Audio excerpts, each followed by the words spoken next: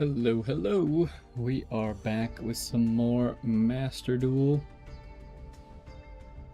We are just gonna take it easy for today and maybe Wednesday before the new cards come out. So I thought we'd try something kind of fun that I don't know how well it will work, but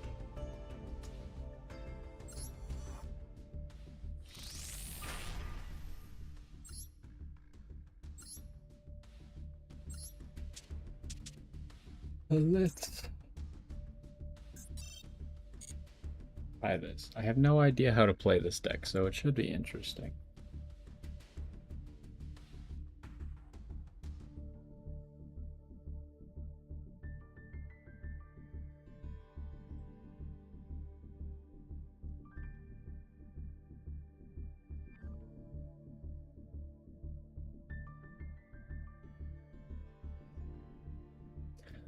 Yo, what's going on? And welcome back to some more Yu-Gi-Oh! Master Duel. And today we are trying something a bit interesting. I don't really want to try and climb before the new cards come out because I'd rather play with the new cards.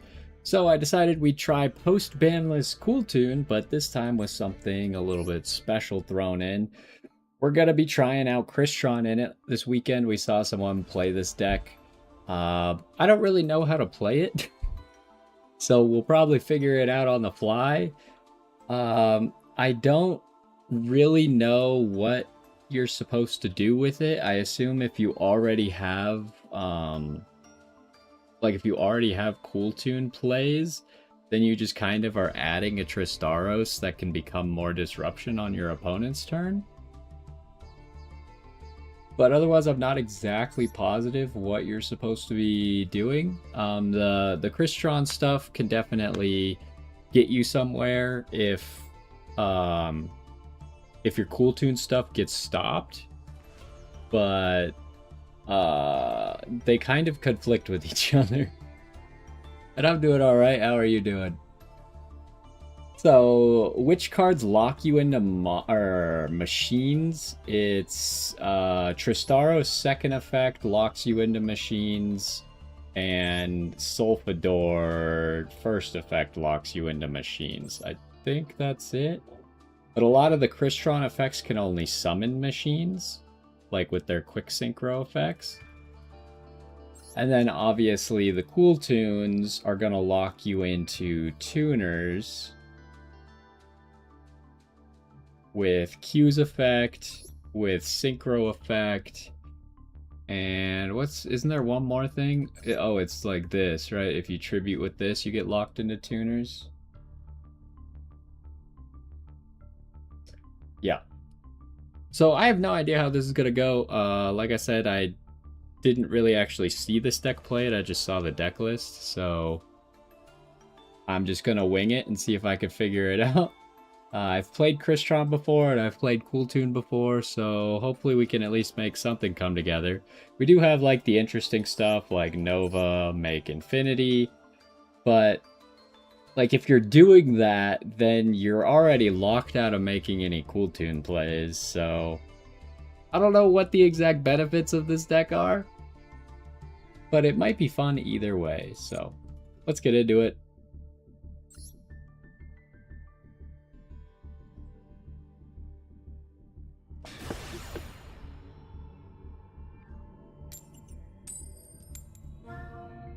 Alright, not a great start. I assume that maybe this deck is better going second than just pure Cool Tune, though.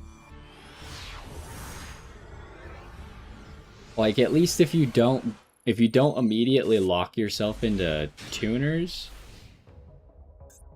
you could probably make a little bit more pushes. This has to discard Crystrons, huh?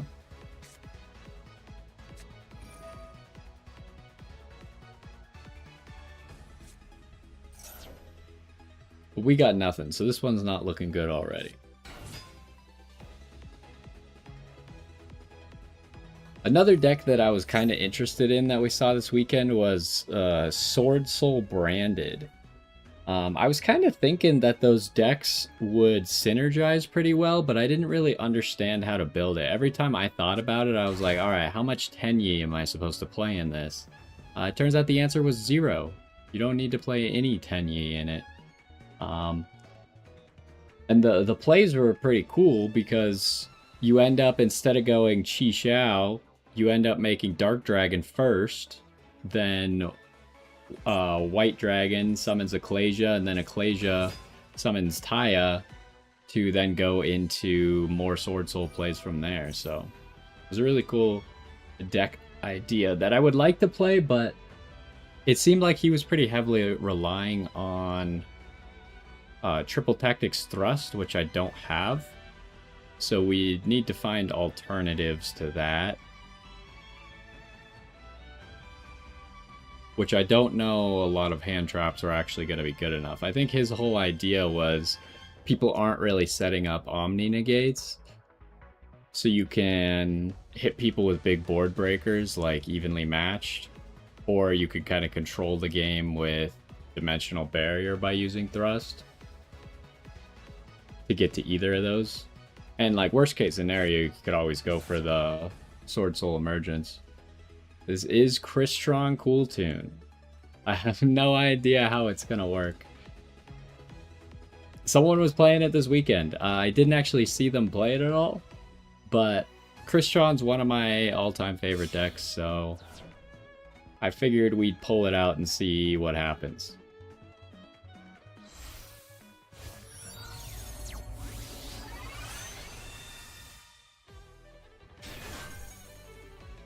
This guy's got a Royal Dark Dragon. That's pretty cool.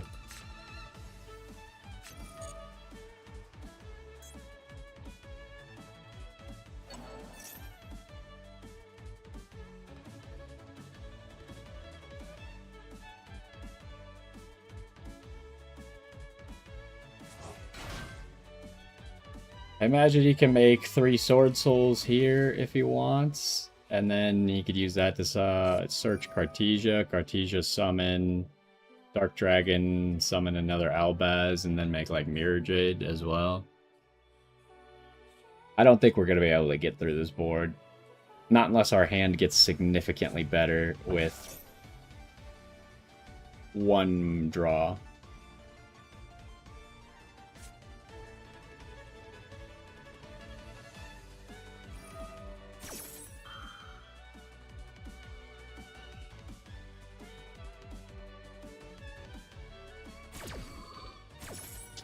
How does Q work if Q gets negated by like imperm or something?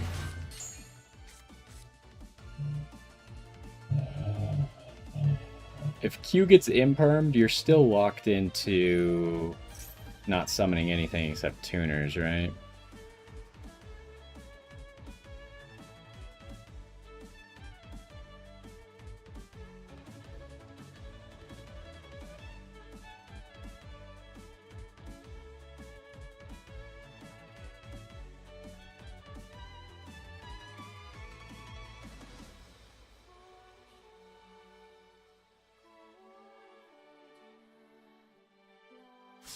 Guy's taking forever to make his turn.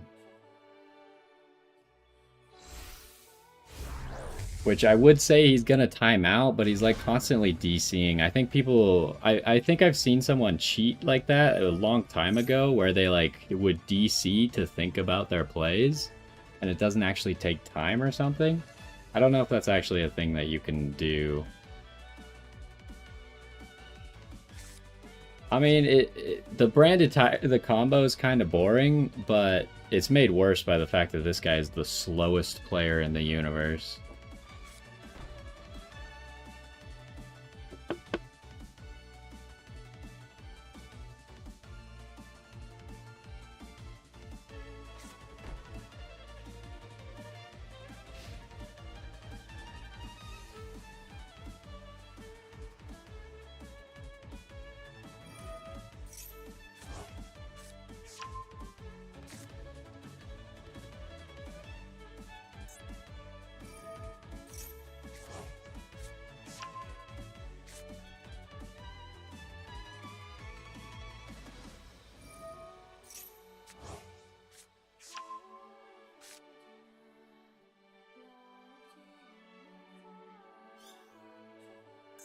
Do you have an Albaz in here still? He has both of the Albaz in here.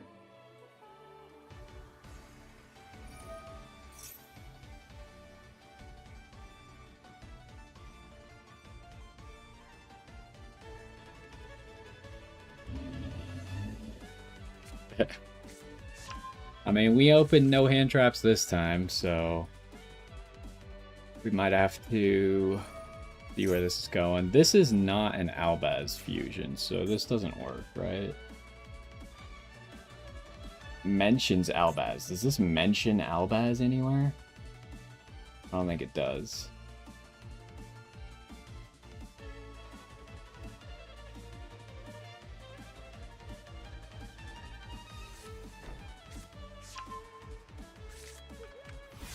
Alright, so one of these is probably falling in the virtuous. Oh, hey.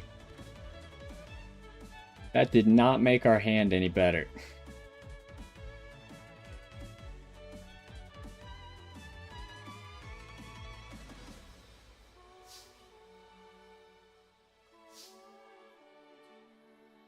Okay, so what I'm thinking is we're gonna need the Crystrons to make a play here.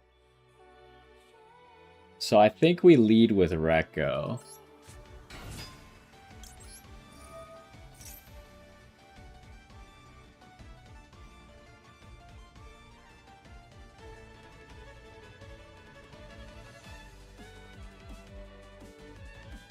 I don't know how this guy still has time to think. It took him almost like 6 minutes to make his first turn. Forbidden Droplet. I actually don't care about this at all, honestly. The Rekko was pretty much just bait. What I care about is that the Rekko stays on the field. The Rekko could stay on the field for me. We're in a decent spot. Because then we can make, what's his face? This guy. Loudness War.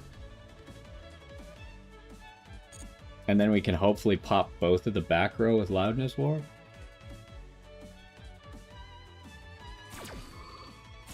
We have Called By for the Albaz.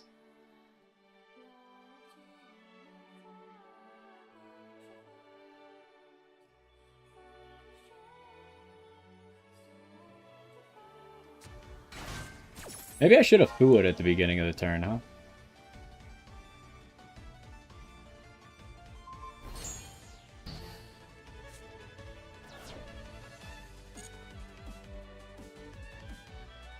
He doesn't have Albaz in hand, right? Unless he had an Albaz that we didn't know about in hand.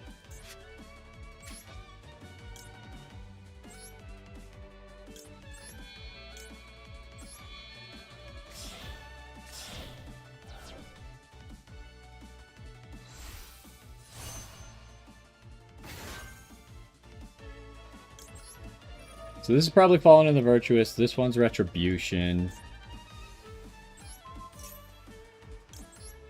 I think we do that, and if he activates, then we can Loudness War pop the other one.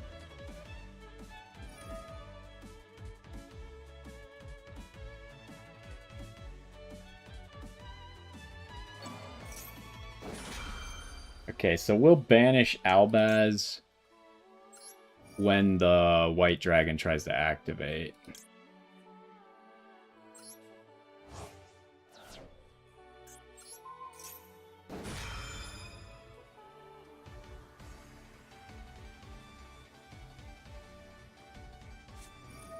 That wasn't Fallen in the Virtuous? If he calls Called By here, I have to chain Albaz.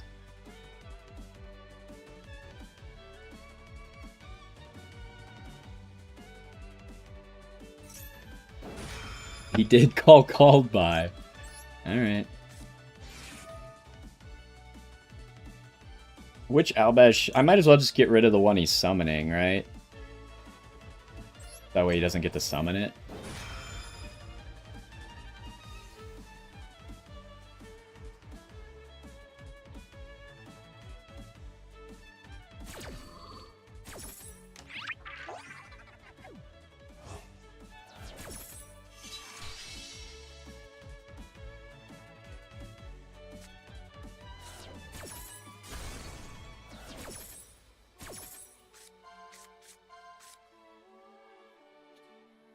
That's not really what you want to see.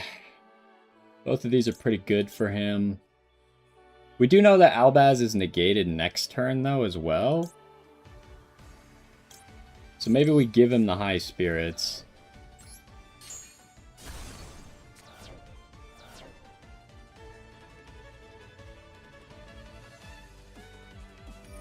This guy still has time, by the way. He has to be cheating, right? Like, there's no way he's been going for, like, 8 minutes straight. I have a feeling that he's cheating with this disconnect thing. What are we making? Another Grangrenol? Oh, Quiritis. I see. Well, that's not really interruption. Do you mention Albaz? Oh, you do mention Albaz. That's obnoxious.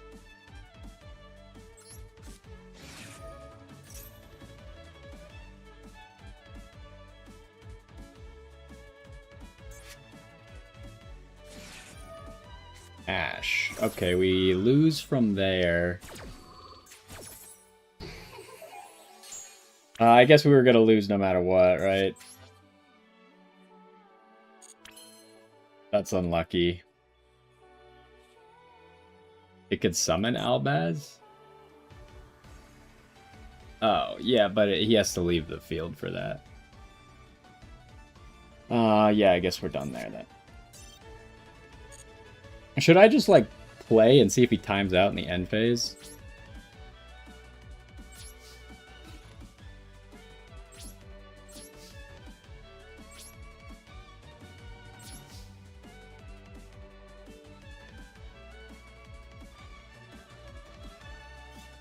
If I had used the Solfefnir to discard this, we get ashed anyways, so it didn't really matter. The ash was just an unlucky thing.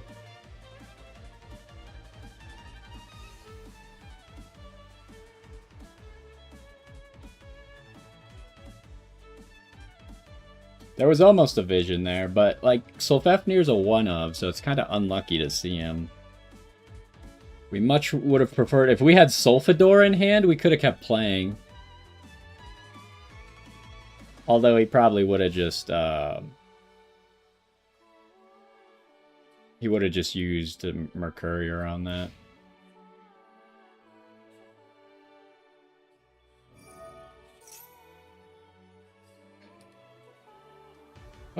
Do we bother doing this? Albaz is still negated, so...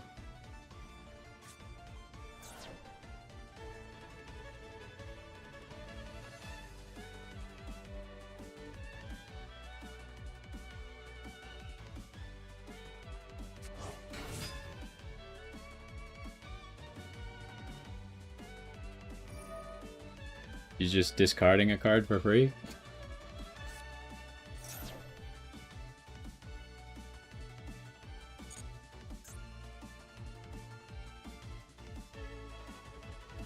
This guy, like, is really stupid, so I'm not actually sure if he knows how to win the game. I don't know if he can get over a 3000 attack monster.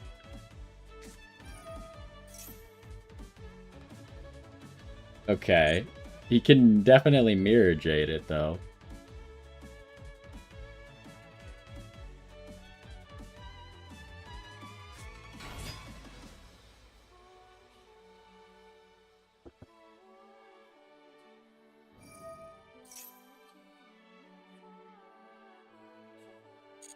I guess we just wait for the Mirror Jade to activate before I queue.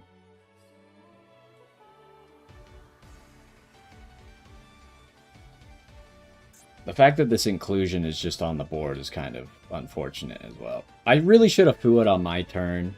I think if I had Fuad on my turn, we probably could have found enough cards to win. I wasn't thinking it through. But he probably would have ashed the Fua. Yeah, I mean, that still would have been good for us. Wait, why did we do this?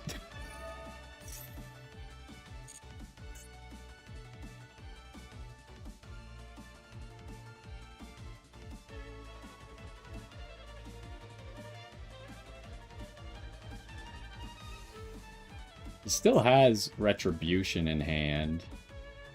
And we know he drew High Spirits.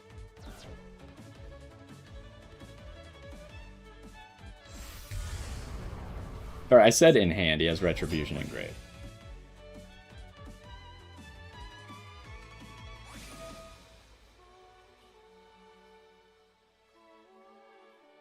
Like, how is he so slow, but he hasn't run out of time? Can we talk about this? He's been going for almost 20 minutes.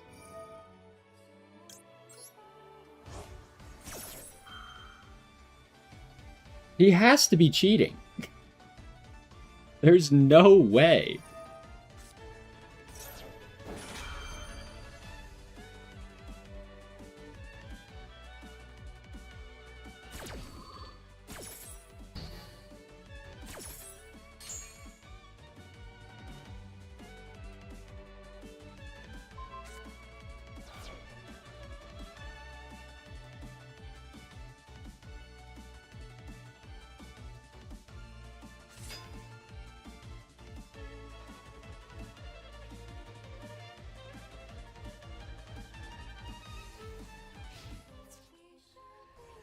This has to be a form of cheating.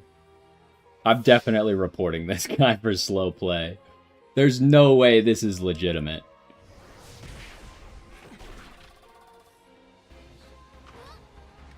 Look at how much time in between his attacks. It takes him 10 seconds to declare an attack.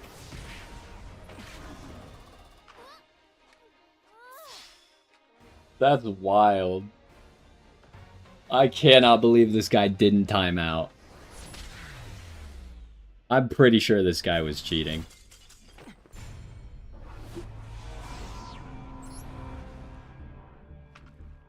Either way, he was definitely slow playing, which is reportable.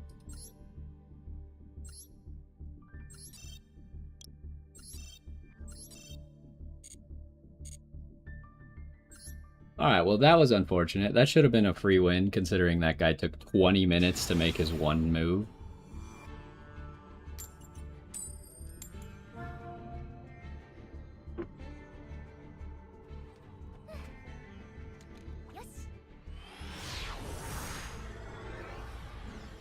I'm pretty sure it had to do something with his, like, constantly disconnecting, that he was getting a whole bunch of free time out of it. I've seen someone do that before. I literally watched someone have a 35-minute turn on me one time. The only reason I stayed was because I was like, surely he's gonna time out any second now.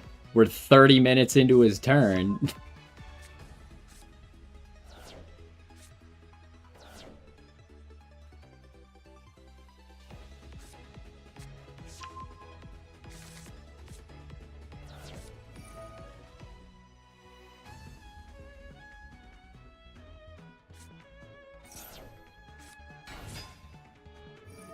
This hand is terrible, by the way.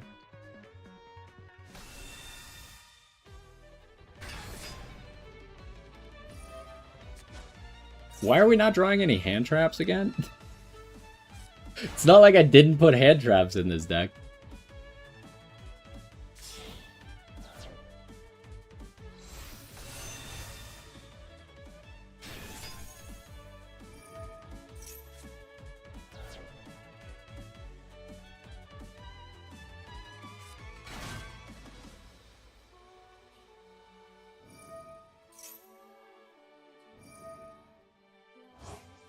Should I just leave? I think this is just unplayable with these cards.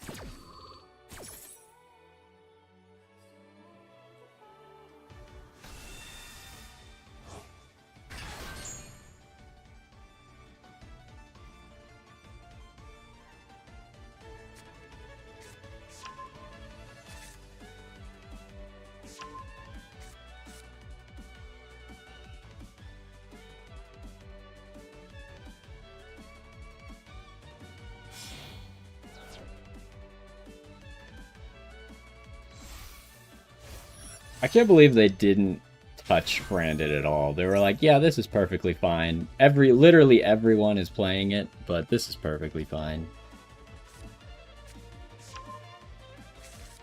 Because there's the thing about the branded deck is there was so many cards they could have hit, because the only ones that they're not allowed to hit are like White Dragon and Dark Dragon. Other than that, they could have hit literally everything in the deck.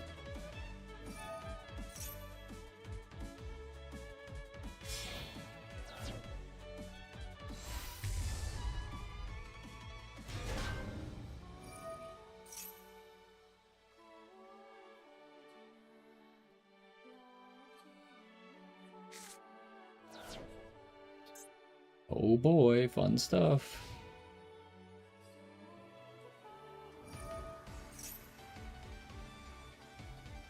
Did he search Mercurier? I wasn't paying attention. I don't think he did.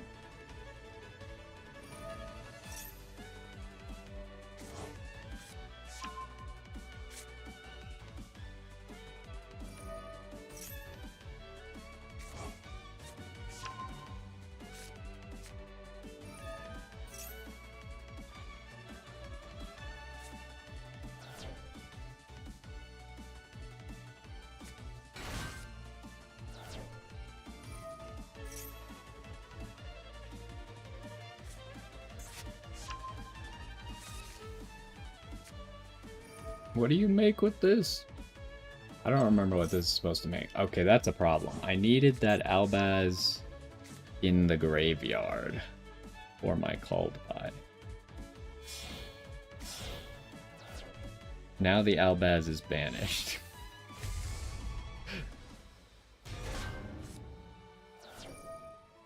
I guess we're just making Mirror Jade. And then this is probably going to summon Quem at some point.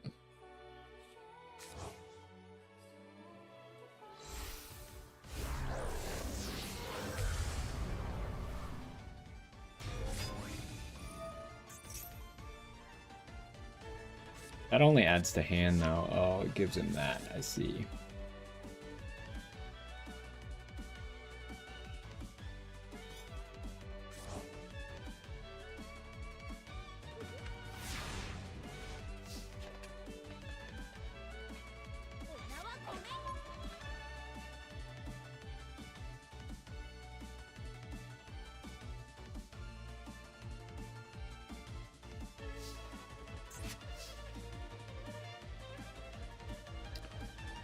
What can we even do?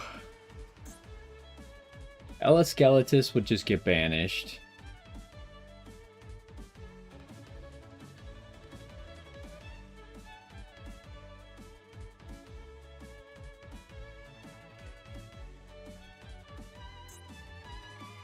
I could make Query on Gandrax, but that's just gonna get negated by Mercurier.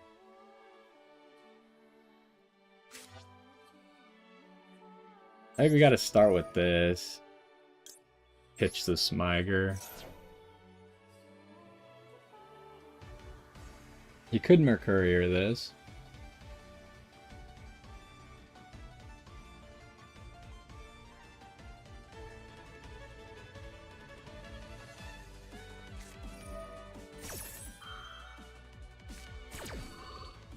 Oh, this card has to be destroyed on the field?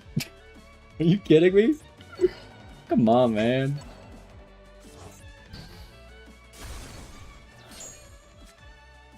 I can't use him.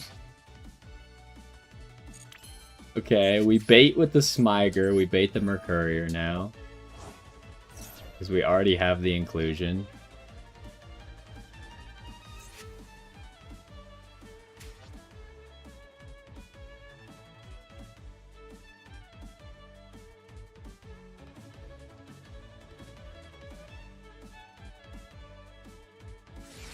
He has Ash as well? Okay, I gotta call by that, right? Because I'm not gonna be able to call by Albaz anyways. So I gotta... But, like, I don't want...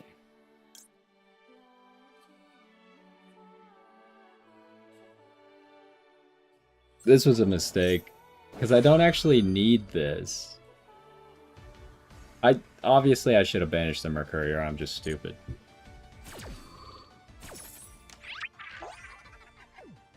I should have just waited for the Mercurier. I don't know what... I was thinking that he would, like, Mercurier that, but he can't Mercurier that, so... That was just an incorrect play in every way. He has Droll?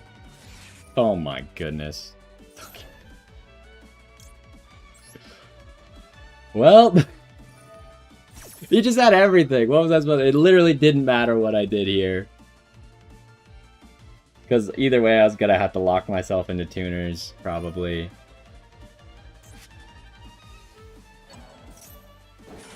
You could summon that guy? Or are you summoning yourself? No, you can't summon yourself because you weren't properly summoned. I guess because we're trying to use Cartesia or something?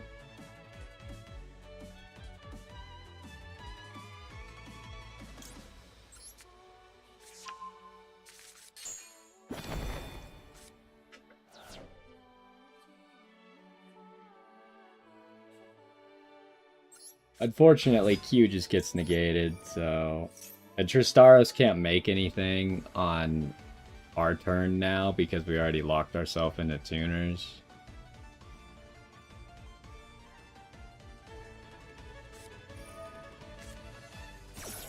Yeah, there was no other way to play. That's so stupid. Like, why? That's the second time we've played against Branded and they just sacked into having Ash.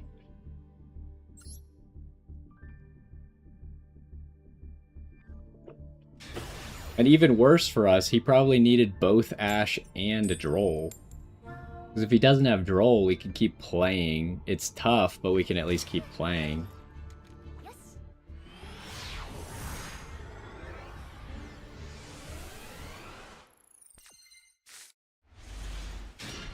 We finally got a single hand trap. We've still gone second every single game, and we play the same amount of hand traps they do, but...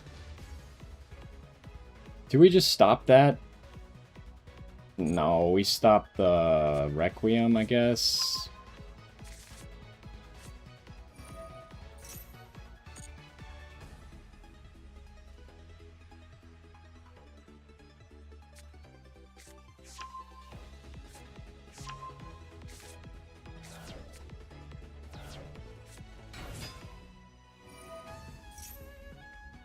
At least this way we get their normal summon out of them.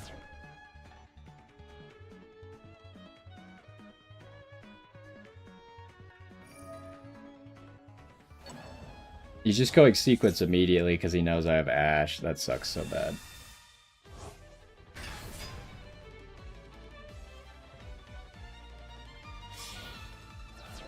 Okay, never mind. He might make sequence out of this? No, he's just stupid, I guess.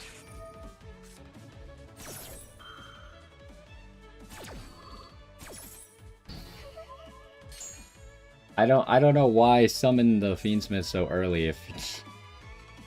Like, I thought he was doing something smart for a second there. But then he didn't do the smart thing. Like, I gave away the fact that I had Ash. Alright, how the heck do we do this?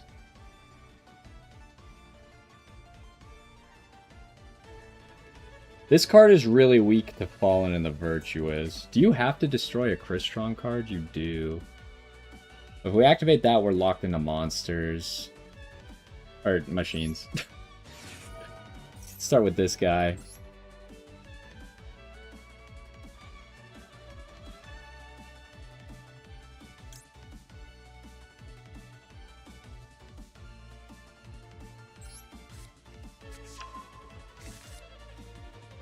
He has Droll?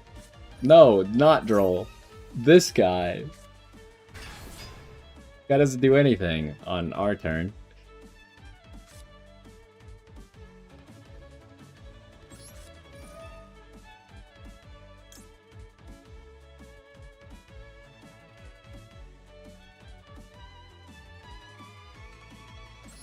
I guess we'll save the Citry for now.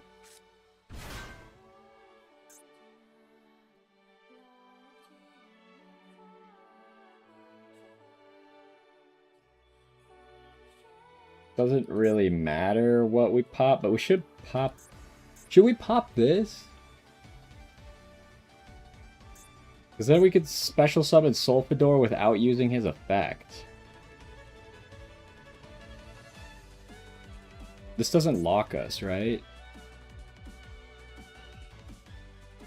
Yeah, we should do that. That's an interesting idea. And we can still always use Sulfidor effect if we really want to.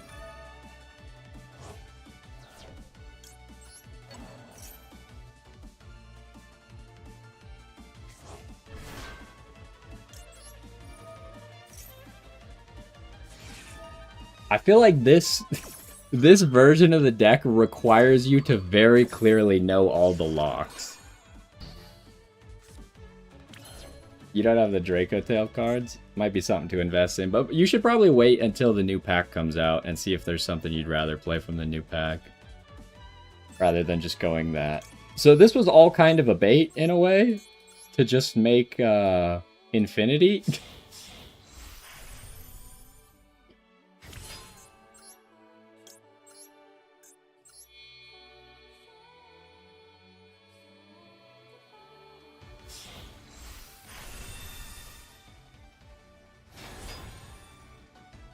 Who do I suck up? Give me you.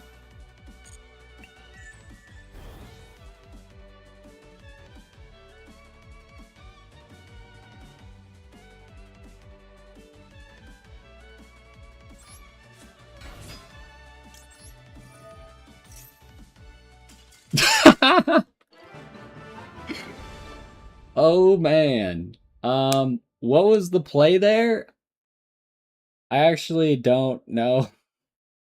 I guess I search Q and then make Maker out of the Citri in hand and the mix. And then we go from there.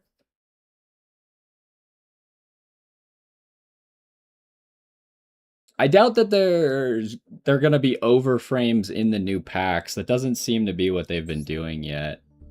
The 3 for Drawless seems good. Obviously, it'll be good for Cool Tune. Elf Note sucks, so it'll help Elf Note, but it won't make them top tier. And then, I don't know. I feel like I know it's supposed to be Satellar Knights. I wonder how those cards are, because I'm a big Satellar Knight fan. But I've never played it in MD because it just never seemed good enough to warrant me getting the cards. But maybe that will finally give me a chance to get it. I don't know yet.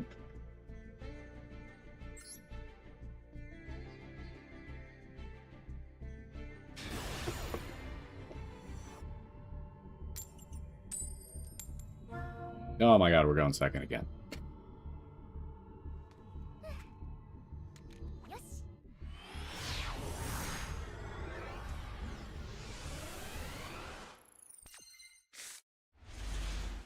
It's a rough life today.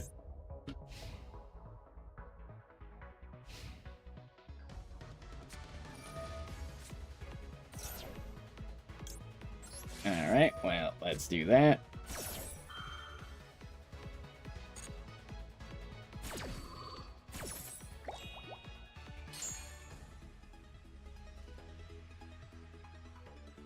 Do we Ash the Rahu? Or do we wait? I guess you can't Ash Anaconda. I think we just have to Ash the Rahu.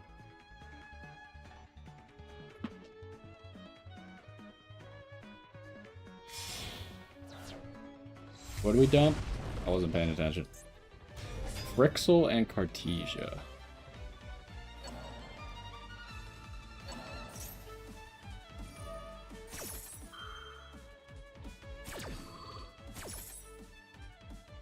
That likely means that unless he already has Ketu or Rahu in hand, Rahu might be his last play.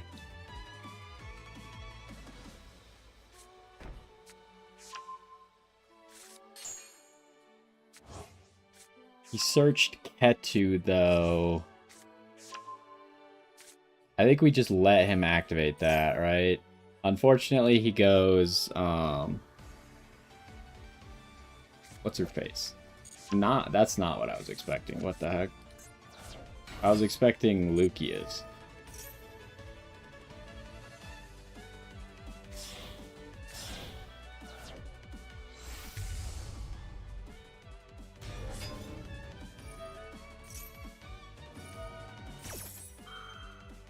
He might not even activate Rahu now.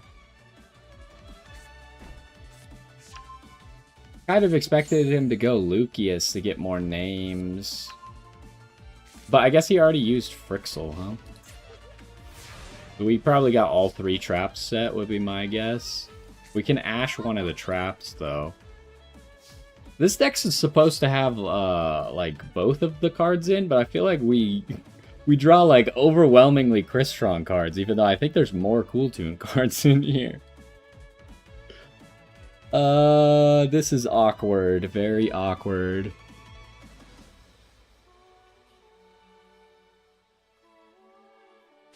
Smiger is not a tuner. Starving Venom overframe? Huh.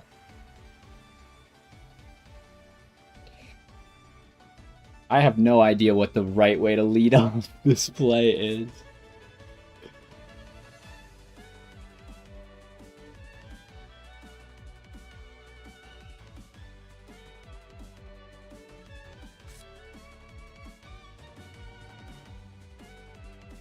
I think we go JJ first.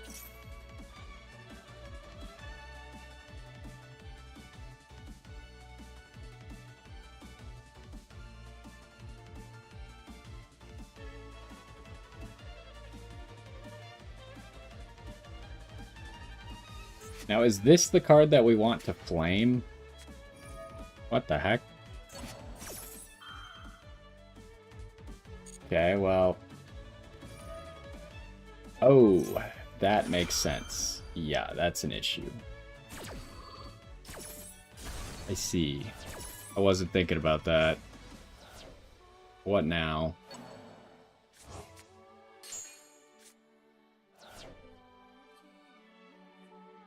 Okay, well there goes our bridge to Cool Tune. Why do we have Cluster in hand every game, by the way? It's a one-of that you search. A part of me really wants to summon Tristaros. Do you have to destroy the Tristaros? Destroy it, and if you do... Alright, well...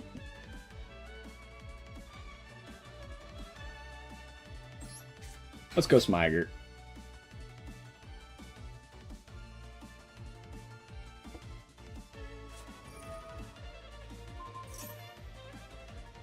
Okay, this has to go. Because the Smiger has to stay on the field. Or at least go to the graveyard. They do probably think we're playing Cool Tune. Although, like, what Cool Tune player leads off with, activate JJ Cool Tune? I guess if you have JJ Cool Tune and a hand trap, that's what you're doing, huh?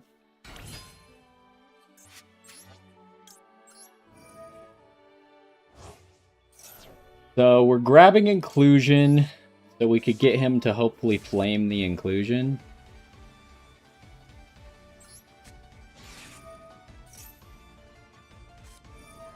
Okay, we just need him to not draw Phimena. Please. What do we know he has in hand? Just Frixel? Is that the only thing we know?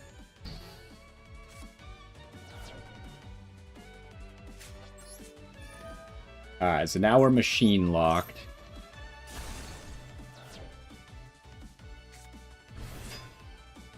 Does he have anything activatable?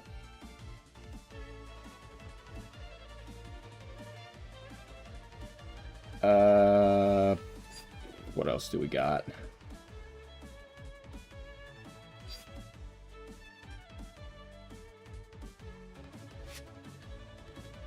Probably just need to send... Well, hold up.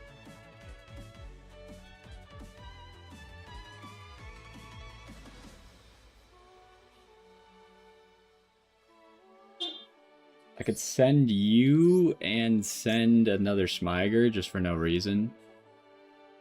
So then we can search Sulfefnir.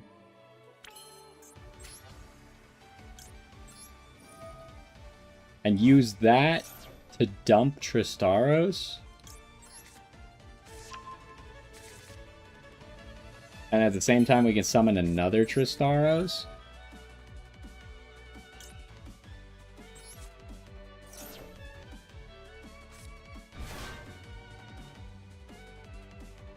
Or do I leave this on the board, make Infinity, pop the Clockwork Knight?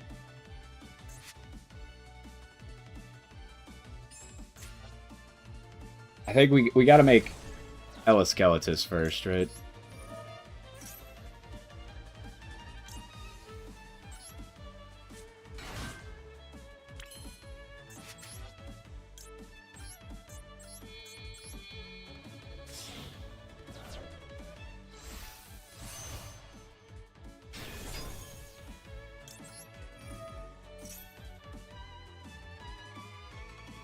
We might as well get back the Thisfern, because we only got one of him.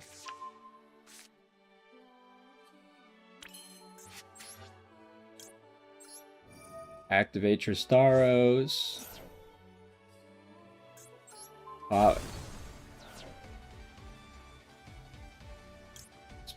Special both of these.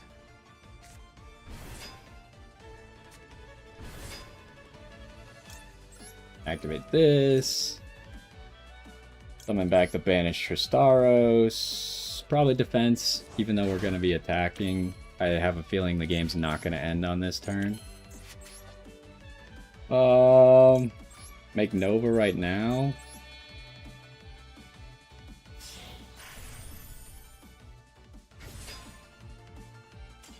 What? He's actually leaving? Alright.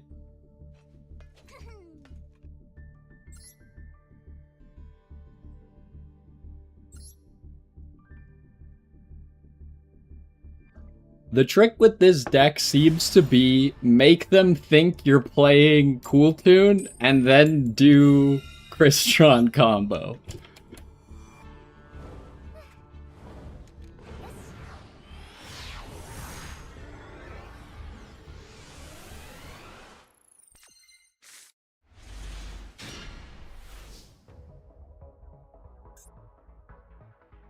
Although that's not exactly going to work with this deck. So another thing that you can do is you obviously can queue summon Tristaros from deck, and then Tristaros on their turn can synchro summon with your deck.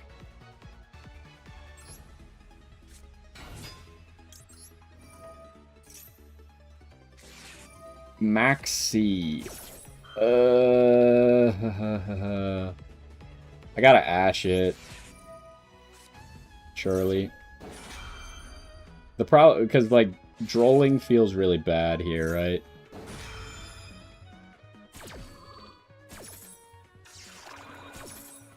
See, this is a situation where I would have loved to already have Tristaros on the field, because then I could have synchro summoned on the activation of Imperm.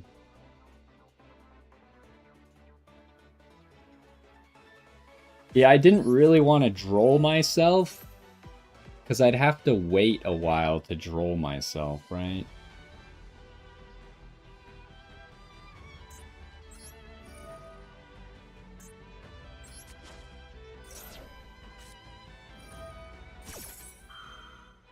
Holy, I should have summoned the Tristaros. Oh, what a disaster. Oh, man. If I had just summoned the Tristaros, we win the game. But I got greedy and was like, I want to do everything. It's just so hard in this deck because I was locked into tuners. Actually, no. Tristaros doesn't win the game because Tristaros has nothing to summon.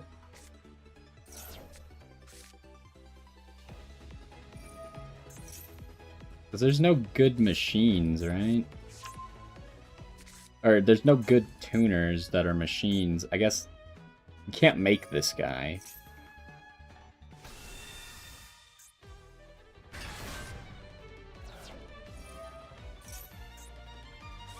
That guy's a machine. Can we make you?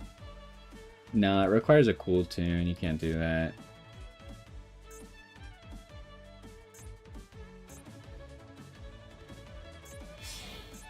Yeah, I guess there was nothing I could do there. Even if I did have Tristaros out on the field. But I guess at least having him gives me a play on their turn. I can make like Dragster and maybe stop this.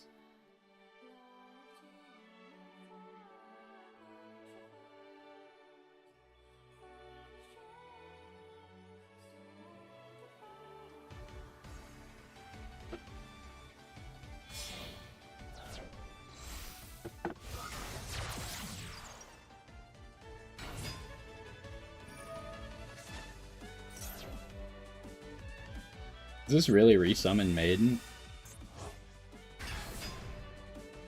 No.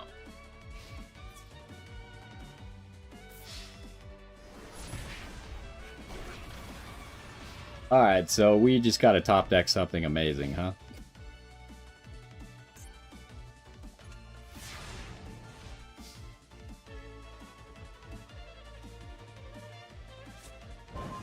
That is not amazing.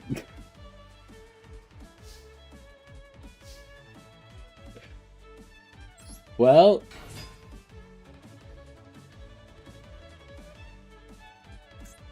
do something.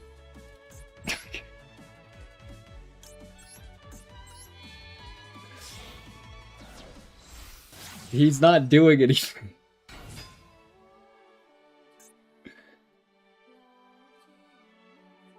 Alright, he didn't do anything.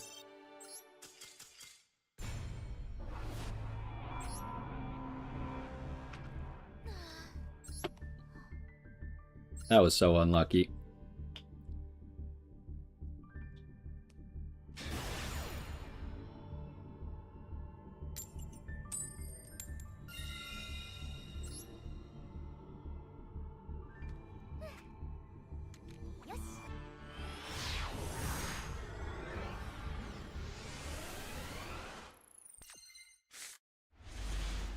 I still think, like, was it in hindsight the correct play? Ooh, hold up. We don't have any way to get to... I think we just do this, right? But was it in hindsight the correct play to summon Tristaros? Yes. But...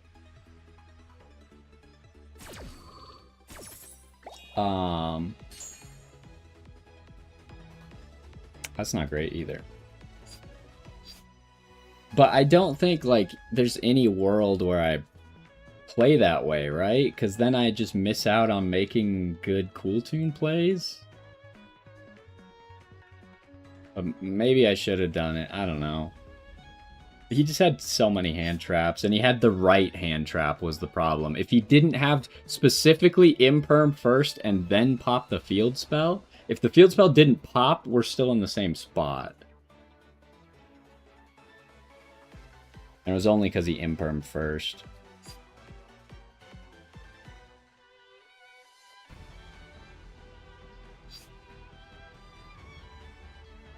I don't even know what to do here, not gonna lie.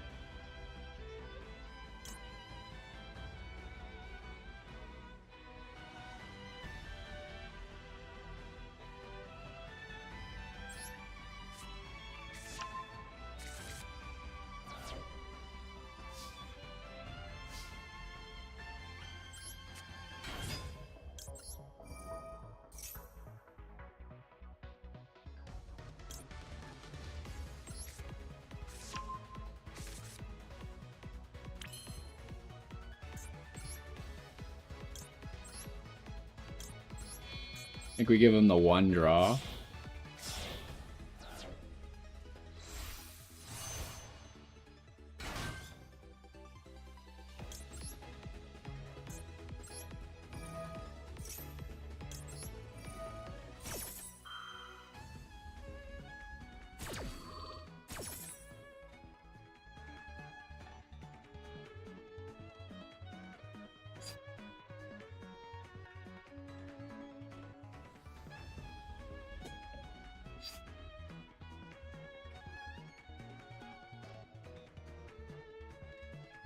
Can I grab one mix? Or do I do this?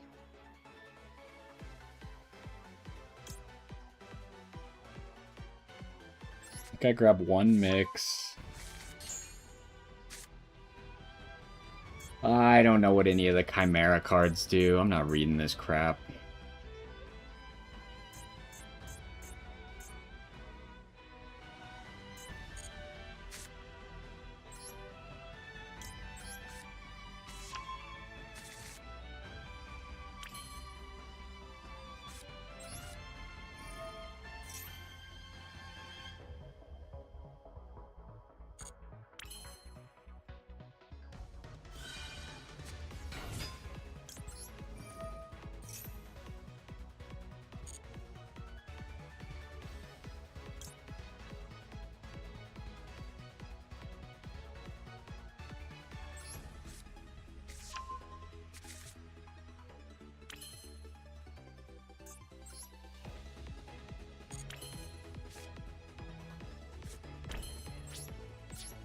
We do have Nibiru.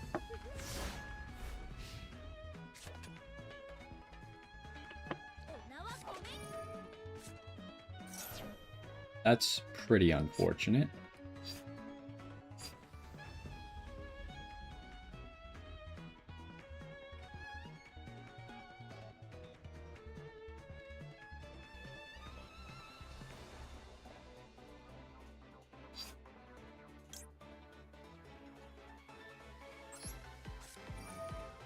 We can't clip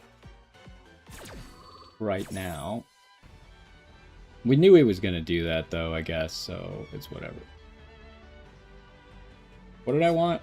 Probably a Recco. So I can at least make RS a little bit later.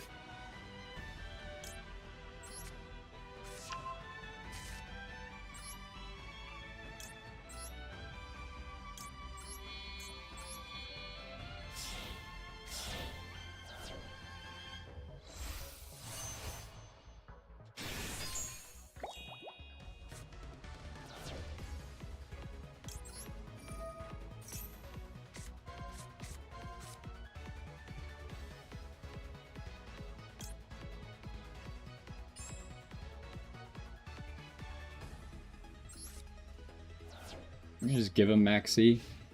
I mean, it's not like he... I don't think he can access it this turn anyways. He'll just shuffle his deck.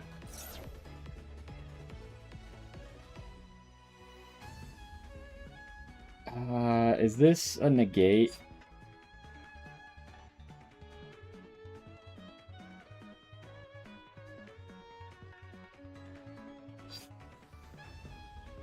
I don't think it is.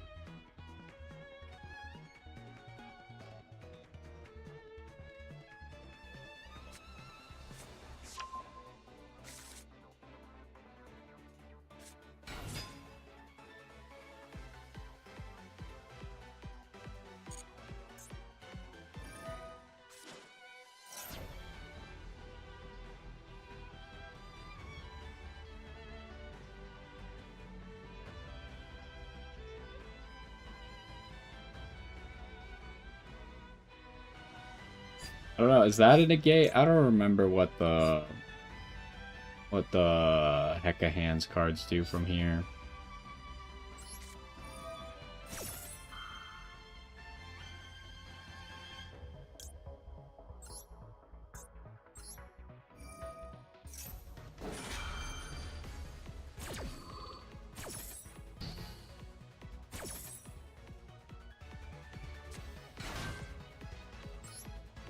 I think I just gotta let him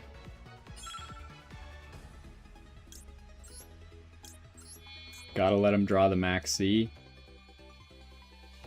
Ooh, what do I want to do?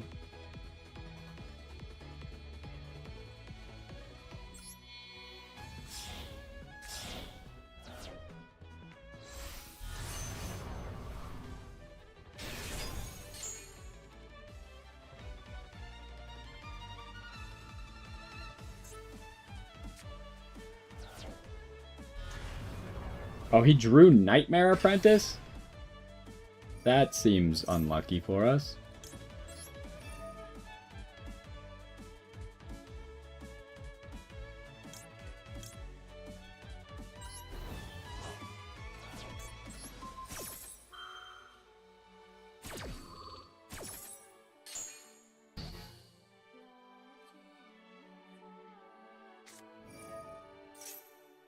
Oh, this is just the one that adds a spell or a trap. Does this actually accomplish anything? I sure hope not.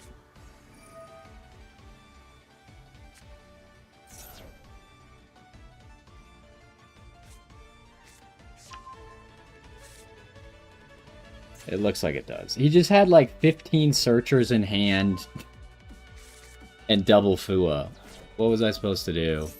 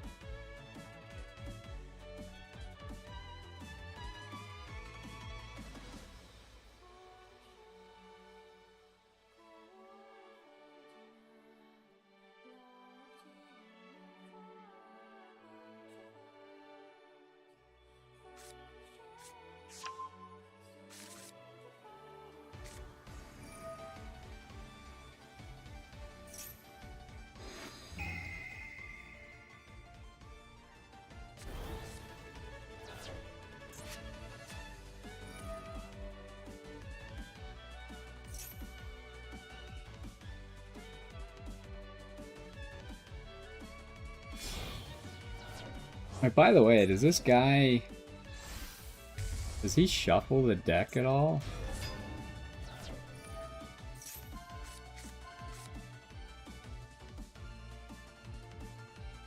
Oh, it shuffled it. Okay. Wait, you got Infinity? I thought it said Nova. Wait, you don't have any material, though. Okay, I have to Nibiru. Wait, what? Why was I not allowed to react? Excuse me? Is nothing activatable, or what happened? What? Why am I not allowed to activate cards? Just Nibiru is not activatable. Oh. Synchro. That's stupid. Alright, well, I lose off that. That's unfortunate. Right, we played Synchro earlier. That deck is so cancer. Hecka Hands just needs to be removed. Like, why does it show 2 cards from the extra deck? That makes no sense. Show 1, and he only gets that 1. Why show 2? It's just literally broken to show 2. Like, it takes out the random aspect from it. There's no randomness. If, like, why are you showing 3 cards off of the top of my deck and taking one of your choice? At least if you're going to show 3, it should be random. This is so incredibly broken, it's ridiculous. And it's only because he had double Fua. If he doesn't have double Fua, he just auto loses because he's terrible at the game.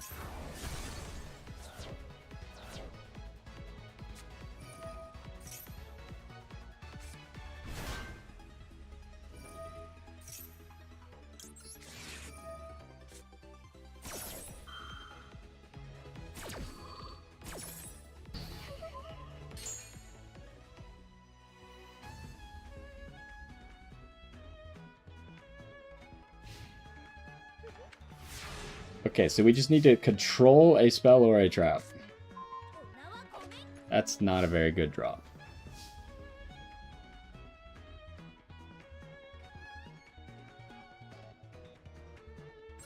Why don't we start with this? Okay, he's surrendering. I guess he knows that we're going to control a spell or a trap, huh? That's a shocker, though. Someone sees you activate a Crystron card and they instantly surrender?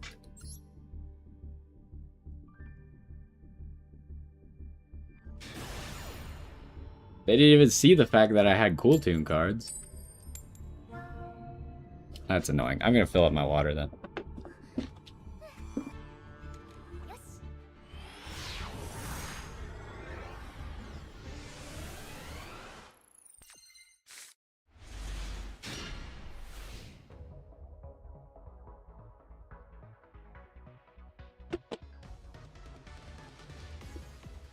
Alright, what's happening here? What's our hand?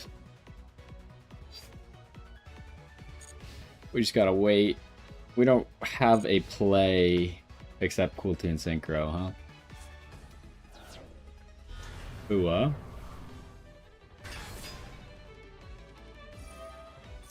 Okay, we wait until he activates the... Well, actually, should I just droll him here?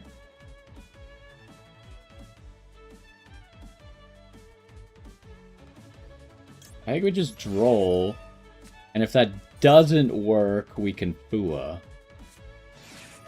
Yeah, that's kind of what I thought would happen.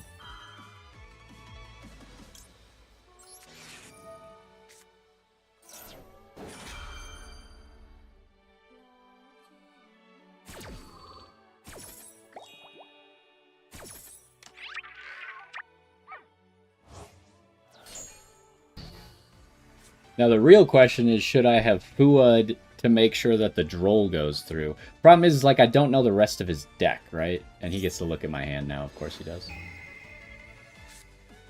Like, how did these people get so lucky? He had 2 1-ofs in hand, and he needs both of them to have a chance? He has 1-of Triple Tactics, 1-of Called By. Otherwise, he instantly loses the game.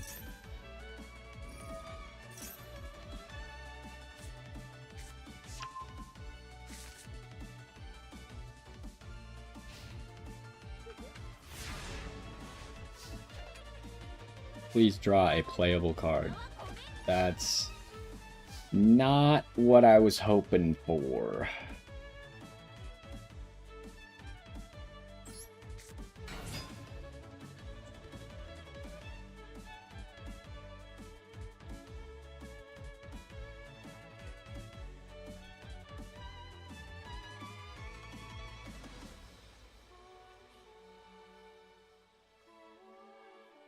We might as well just Solfador this guy, right? Depending on what he does. We don't know what this card is, and that's his only interaction. If it only puts this Fern in the grave, we don't care. If it puts it back in our hand or in the banish pile, then we care a lot.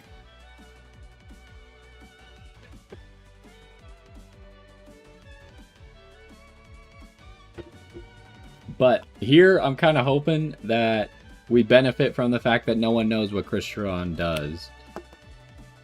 So he probably doesn't know what's about to happen.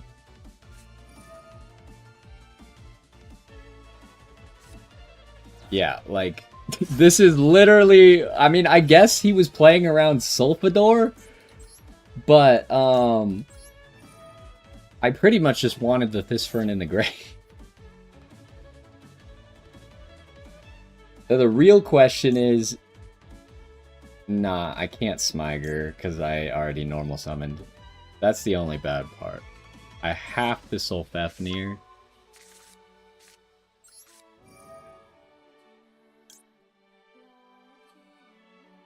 Solfafnir, pitch Solfador. Solfafnir, summon. He's actually leaving? He was just like, oh, surely Crystron just loses if you pop the first card they summon. Little did he know, that's exactly what I was hoping for. Can we even win from there, though? Like, our hand is terrible. We literally, I don't know what the full play is with only Sulfefnir, right? Sulfefnir summons Smyger, then we pop Smyger with Sulfador.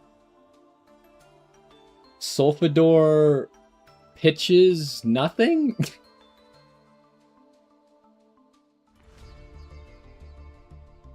Because then we have no way to pop the inclusion on the field, which is a bit of an issue. Like, does that even do anything? I'm pretty sure we just don't do anything there, actually. We just have, like, a Sulfador on the field.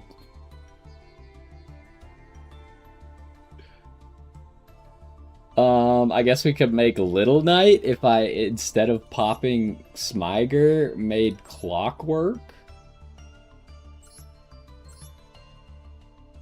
And then summon, then use the inclusion.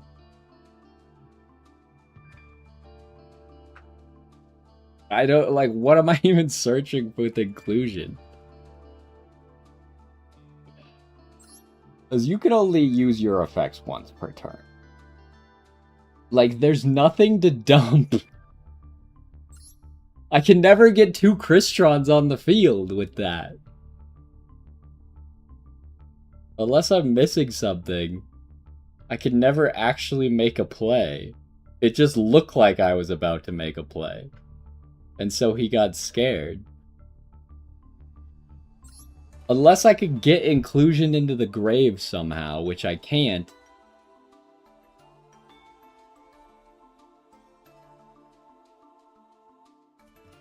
Actually, not that. Well, hold on. I can. So we summon Smyger, Clockwork Knight over the Smyger. Smyger search inclusion, inclusion play. Don't search anything or search Citri, it doesn't matter. Then Sulfador pops the inclusion. Can inclusion summon from hand? No, it only summons from the graveyard. So then Sulfador pop the inclusion. Send like both Citri and Tristaros, maybe? Then usually inclusion, bring back Tristaros. Tristaros make Elasceletus. Okay, so that was the line. We just had to not pop the Smyger with the Sulfador. We gotta wait till inclusion's on the field. But then we have no access to cluster, which is unfortunate. We can't win from there. We end up with like an Infinity and a Tristaros on the field. And that's it. Which is pretty good because that's like a Dragster and an Infinity. It's not the worst thing I've ever heard of. But it doesn't win the game.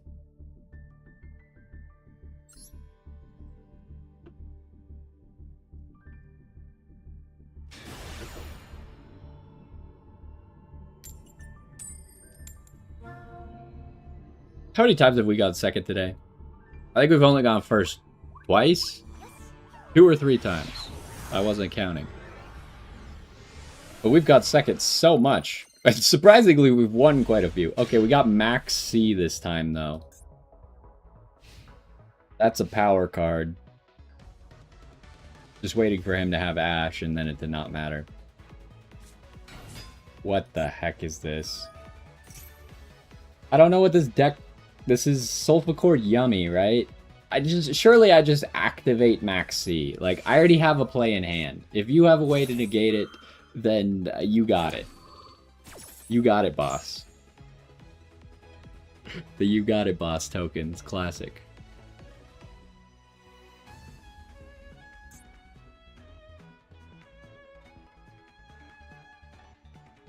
Honestly, I probably should have chained it to something that was going to special summon, but I didn't know... They surely play a Link 1 that's summonable off of a Sulfur Cord, right? Like Almirage or something? Doesn't this special summon too? No, it adds scales. And then special summon? If you want to.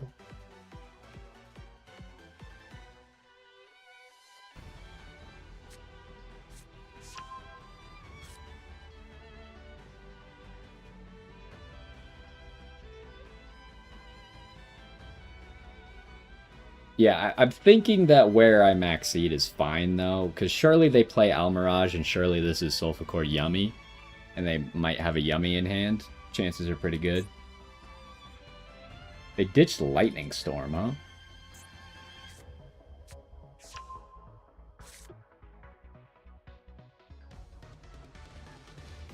I don't actually really know what this deck does.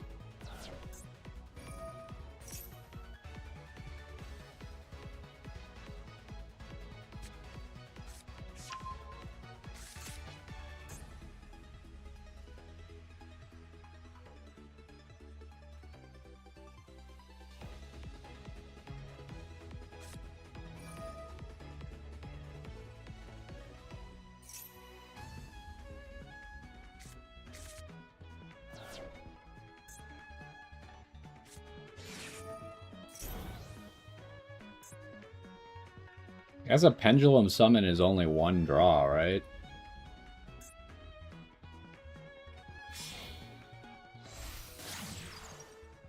And the Link 3 is a negate if they have like an odd number Pendulum, which they appear to.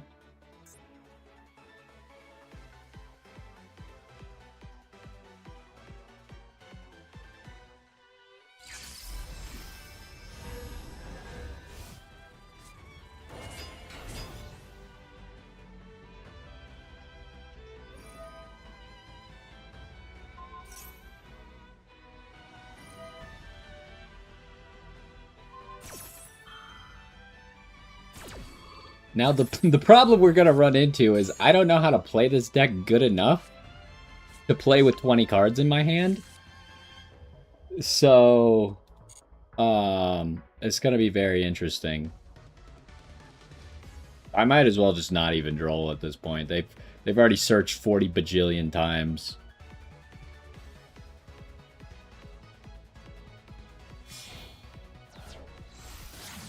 Okay, so this is the one that has a negate if they have an odd number, right?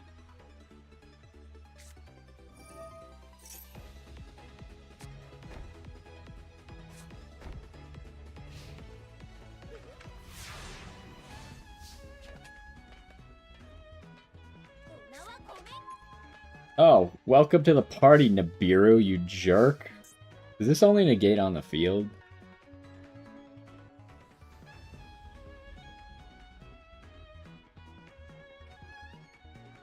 Nibiru would have been great there. I could have done it before this thing came out onto the field, and I would have been in a good spot. Alright, how the heck do we play this turn out? Can't use Q first. That would be a mistake.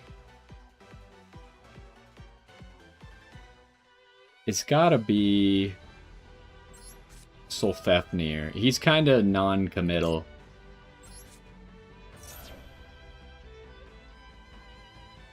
He doesn't lock us into anything. He gets a Smiger in the grave. Yeah, I wasn't really playing during the time that Soulful Cord Yummy was good, so I haven't really seen it very much at all.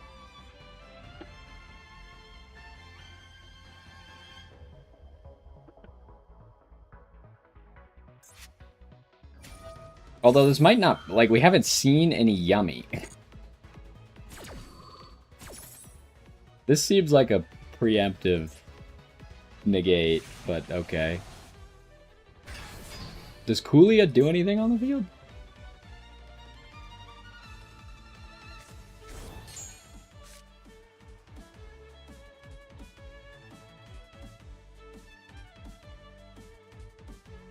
What the heck?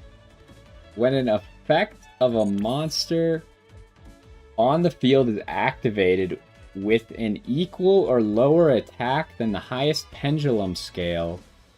Okay, so he could destroy like anything that has less than 2700 attack, huh?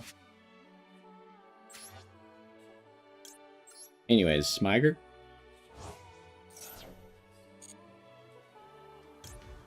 Give me inclusion.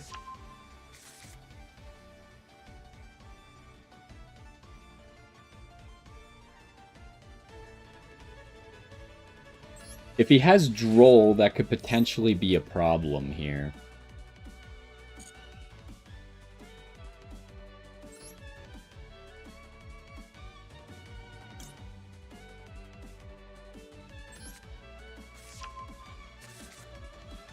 Okay, it does not appear to have Droll. Now we gotta pick, like, what are we doing here, right? Are we cool tuning or are we Crystroning?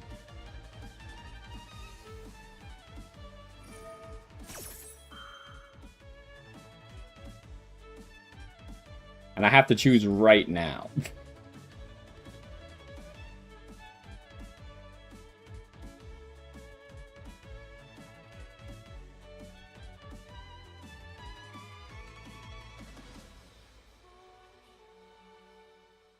Ah, that's unfortunate.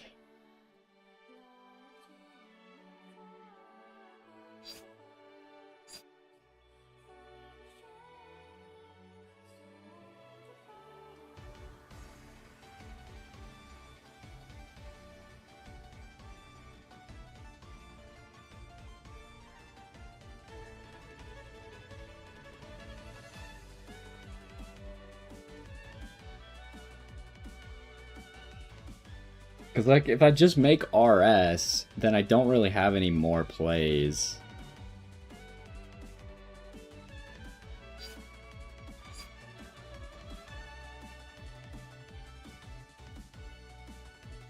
And it actually turns out that the Solfefnir negate was kind of obnoxious.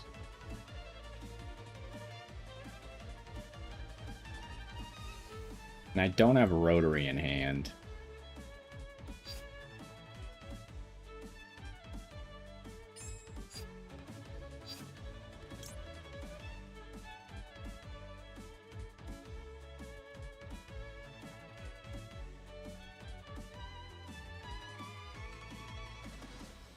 What if I do something weird?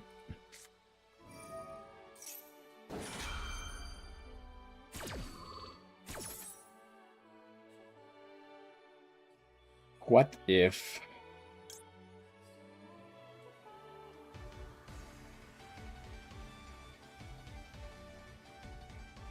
we grab Rotary, use Tristaros to make Maker.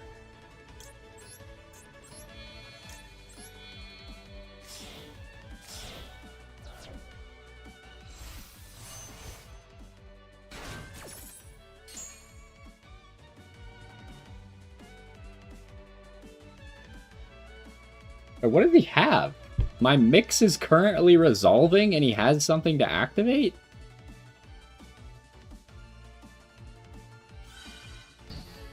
What the heck?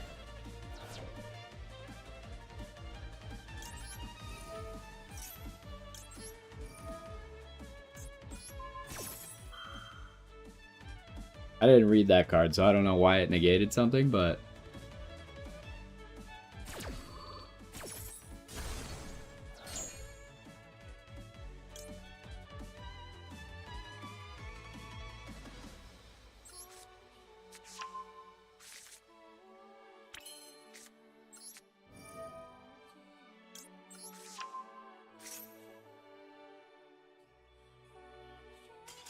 What? I don't think he realizes that I don't know how I was going to win that duel. Except just start waffling around with cool tune cards until hopefully we end up somewhere good. Obviously, I could queue there. There's probably no reason to summon Tristaros off of the queue. So I would probably just summon Rekko, search, mix, probably. And then we could make... can make RS. How do we get to back-to-back? I guess if I search clip instead of mix, I can make Crackle use the field spell to dump Crackle. Or no, don't even bother doing that. Just make back-to-back with the Rotary, the Maker, and the Crackle. Then Crackle comes back.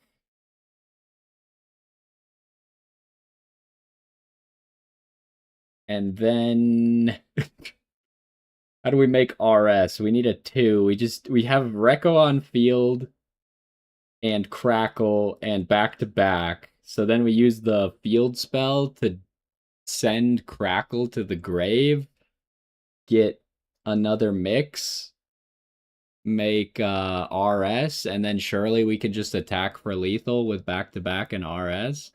But we don't know what his back row is. You're telling me his back row was just useless? I don't know. For being a deck that I have literally no idea how to play, and it like hard locks you out of each other's plays, it actually was pretty good for what it's worth. I don't think it's optimal, but there's definitely something cool there, and I do love the Crystron cards. They're just like such cool concepts of like synchroing on your opponent's turn. And Tristaros, obviously the newest one, is the best, but like Citri used to be cool, and Rion used to be cool, but you don't even play Rion anymore because he's not good enough. And just like a lot of the cards are very interesting and people don't really know how to play around them, which we saw in some of those duels. Which is definitely the advantage of playing non-meta cards. Like, we still had the Cool Tune stuff, which is meta, but we also had stuff that people just didn't know what it did, and they were reacting... Like that guy who just popped the Fistfern immediately on normal summon because all he read was Sulfador in my hand, and he was like, surely I can't let him activate Sulfador. But then I just activate this Fern and get the Sulfador in the graveyard anyways. So... yeah, it was better than I expected, for sure. I don't know if I would keep playing it, though. It definitely has its weaknesses. It's very weak to Droll compared to Cool Tune, because lots of Crystron cards need to search, and that either stops you from doing your Cool Tune searches if you get Drolled, or, like, the second you make Maker and stuff, you're obviously not making any more Crystron plays. So it's really awkward, but it's not that bad. I think the idea is mainly that you could do a lot of normal Cool Tune stuff, and then just summon Tristaros to have an extra negate that normally Cool Tune wouldn't have out of Dragster.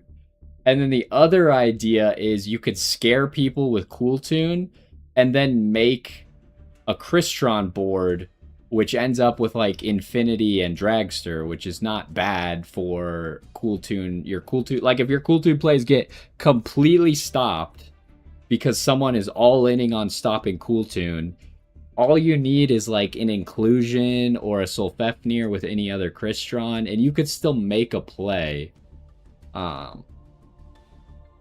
So it's a cool idea, but I don't know if in practice it's actually going to work out that much. I feel like pure Cool Tune with more hand traps might just be better. But it's more fun. This was more fun. Like, I actually felt like, even though we didn't have hand traps going second, we could actually do something going second. And we won some of those duels. Now, some of them I don't agree with the opponent surrendering, because it wasn't really leading to a whole lot of places.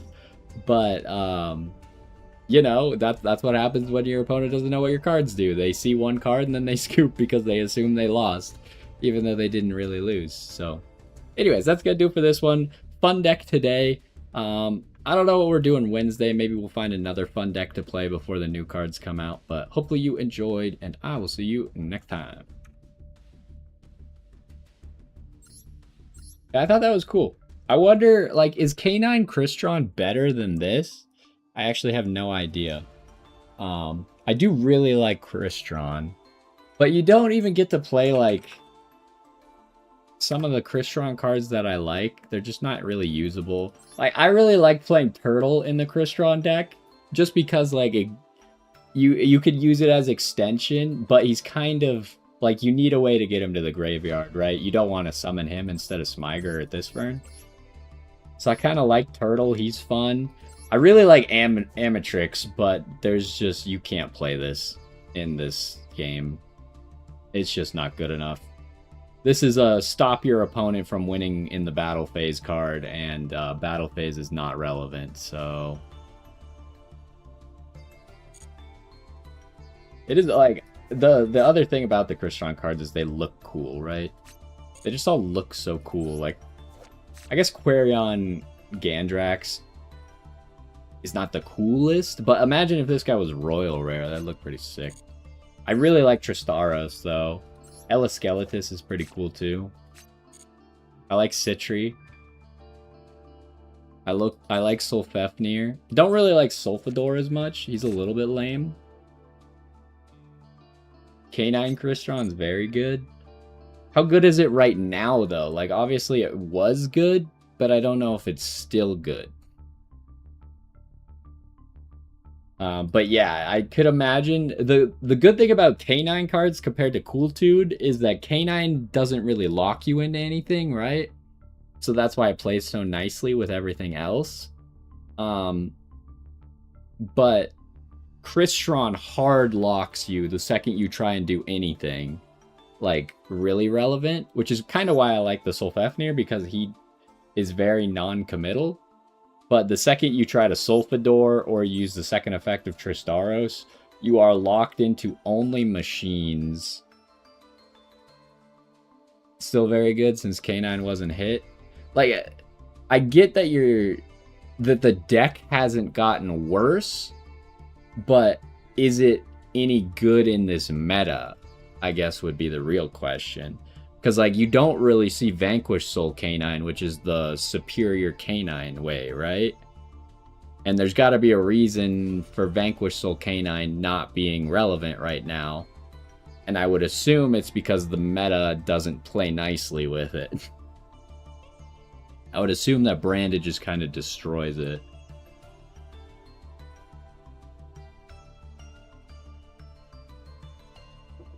But I could be wrong. I don't know. It's definitely something to think about. I don't think I have all the K9 cards exactly. Like, I'd still need a Ripper. Probably would want a third Izuna.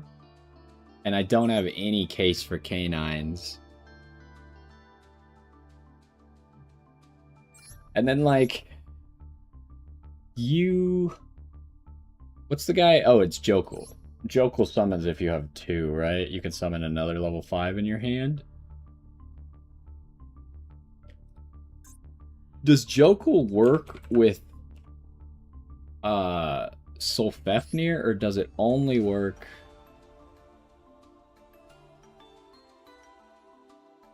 This card is in your hand. He only gets his Destroy Himself effect if he's summoned by his own effect. So he wouldn't get to summon anything. You'd still have 2 5s on the board. I assume you'd also do the Spell Canceller nonsense. Wait, but it's not even on the tier list, right?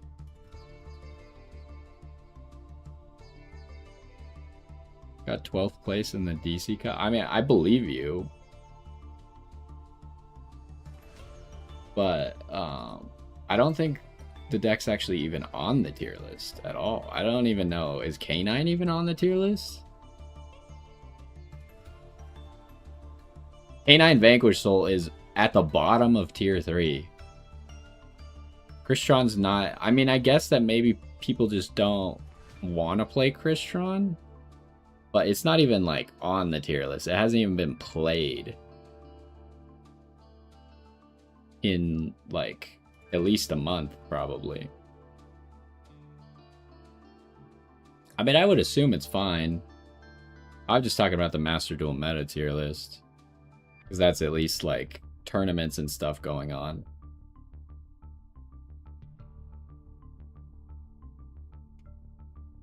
Like, that's definitely the best metric we have for anything, right? Because unless Konami themselves is going to start releasing actual power levels and win rates, then the only metric we have are recent tournaments. Preferably tournaments with outside deck. Because Master Duel doesn't have side deck.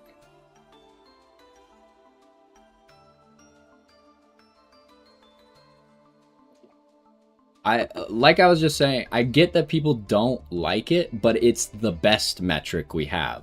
You can't possibly tell me there's a better metric than that. And I think people hate on it way too much. Like,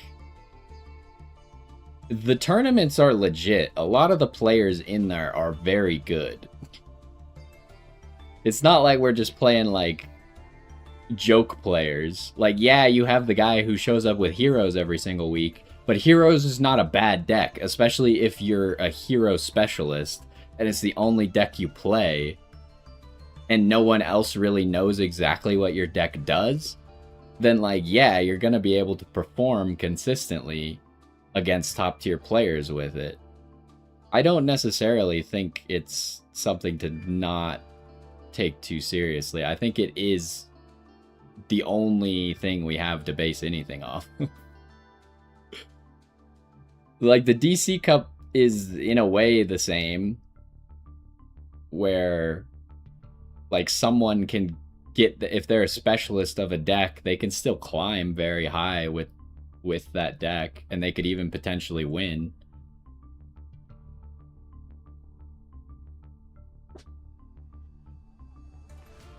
I don't like people who say like the Master Duel meta doesn't actually. It's not that limited though, right? It's the least limited thing we have. Because it literally uses the past like 100 top placing decks.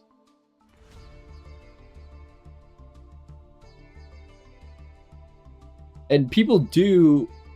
I agree that like new pack day and maybe even the tournament after the new pack. But the other thing you got to take into account is, yes, people are going to play new cards, but it's not just his tournament. His tournament is not the only one that's counted there. It's every single community tournament that is playing within the rules of Master Duel, right? I don't know if it counts side deck, but it definitely, like, if a tournament bans Max C, that tournament is not counted, obviously, because that's not how Master Duel is played, because Max C is legal.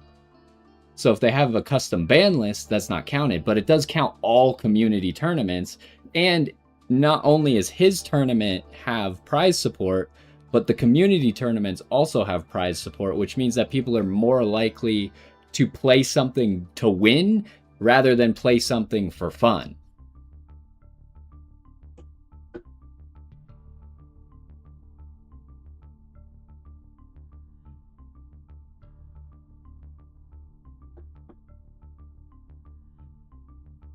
Because, like, yeah, I'll agree on new pack day, probably a lot of people are playing the new deck, and maybe the tier list. Like, I don't think anyone thinks day one the tier list is fully established, right? I would say after 2 weeks, you can probably have a fully established tier list. And now we're kind of in an awkward spot where we've been in a meta, and now there was a random ban list a few days ago, which lowered the power of some decks. But until the new cards come out, like, we're not really in a new meta quite yet.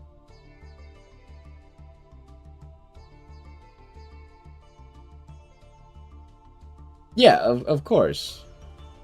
I'm just saying, like, my whole point was, you're saying, like, Crystron K9 is tier 1 or tier 2, which is, like, the best deck in the game, or at least competing with the best deck in the game.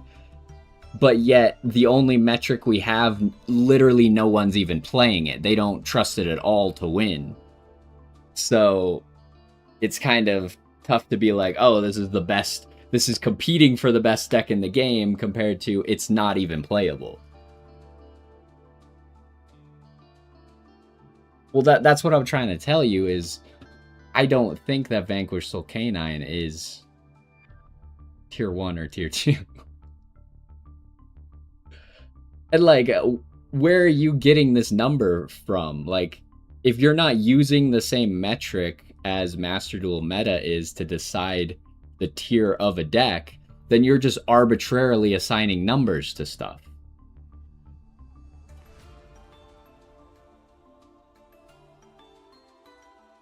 But is the deck too powerful in a best of one? Like, obviously, uninterrupted, going first, it probably wins. But it also bricks more than any of the other top tier decks right now. Like, Vanquish Soul Canine is the most bricky out of all of those top tier decks. I've definitely run into, like, when we were climbing last month, I ran into multiple people playing Canine who just play like Ease in a Pass. Because if you don't activate any hand traps, they just literally can't play.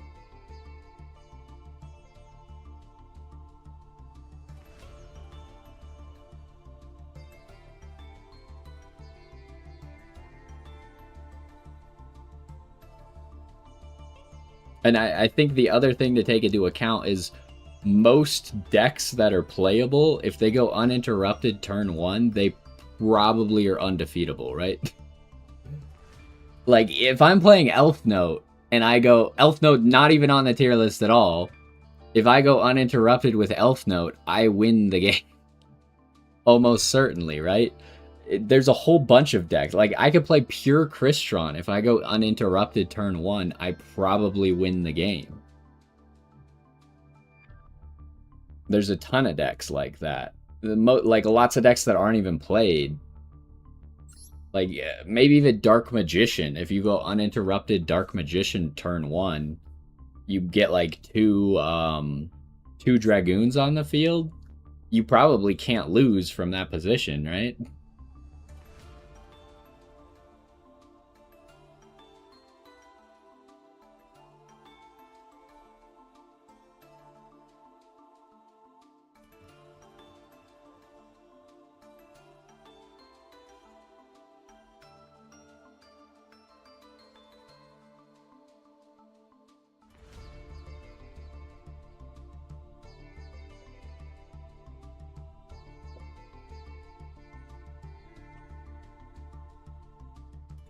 So yeah, it's kind of tough.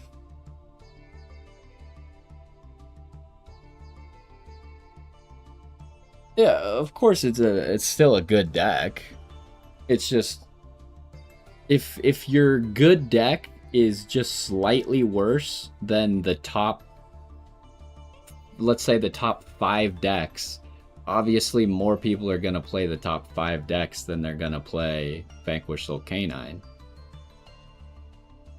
Because I would say that looking at the tier list, if I was picking a deck that I wanted to play against, and my choices were Cool Tune, Branded, Radiant Typhoon, Draco Tail, or Vanquish Soul Canine, I'm picking Vanquish Soul Canine every single time, right?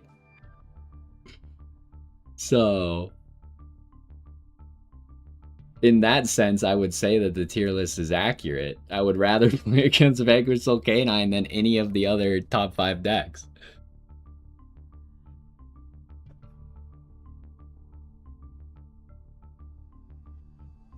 But I'm also saying that, like, a whole bunch of decks are probably playable if you know how to play your deck. But you will maybe lose a few extra duels that you could have instead won with a better deck. That's all I'm saying.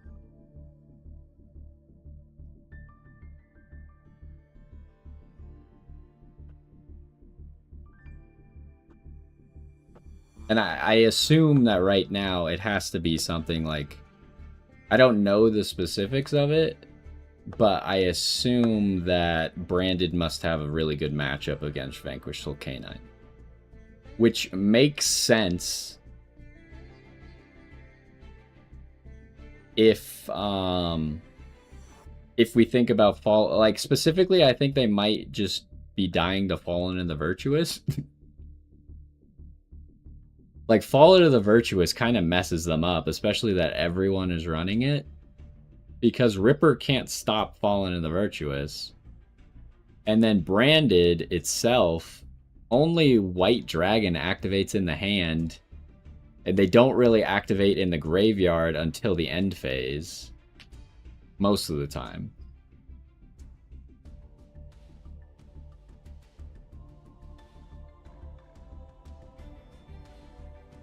Okay, but this brings us like full circle. Let's go back to the original point. Does that mean that Crystron Canine is one of the top decks? I think like this whole conversation is just simply alluding to the fact that Crystron Canine is not one of the top decks. I think it's good, and if you play it a lot and know it well, you can probably do well with it. But I wouldn't say it's one of the top decks.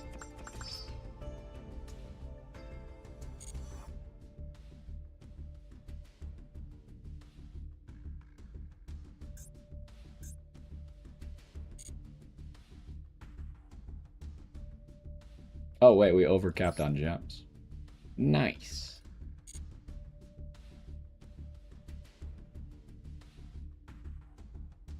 You okay? Hold up. We gotta hold you accountable here. Where did you say?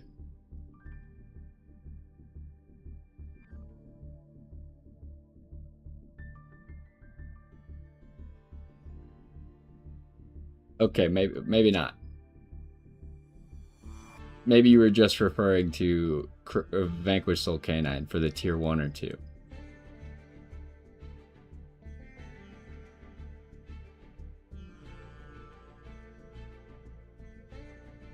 I think I got confused because we were talking about Crystron Canine, then we mentioned Vanquish Soul Canine, and then you said it's tier 1 or 2.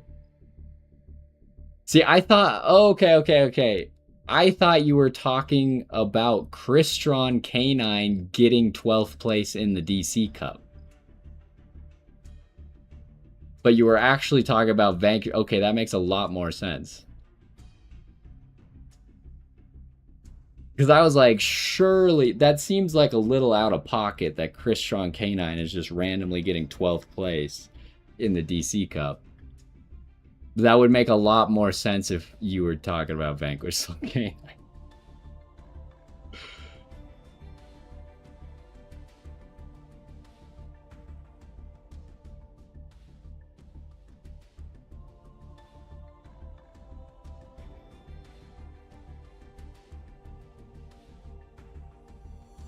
I think I just like blanked out the.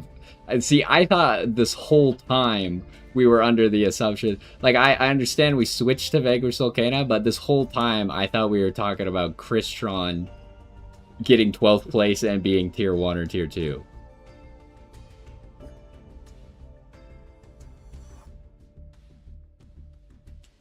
So that's kind of the angle I was taking discussion from at first, and then we switched to Vanquish Soul Canine.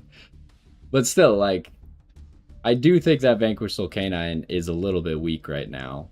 That doesn't mean it can't win games a lot. But I think that it's probably weak to Fallen in the Virtuous would be my guess. And Branded probably has a pretty good matchup against it. I'm trying to think.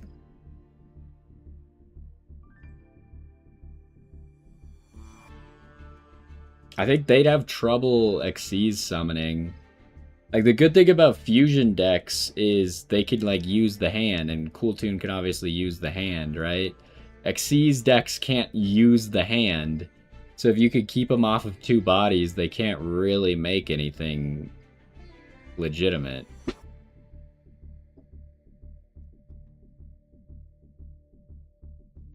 And Branded is really good at keeping you off of body. They got all kinds of garbage, like double Mirror Jade, if you know how to set that up. Fall into the Virtuous, Retribution, Fusion Summon with Albaz.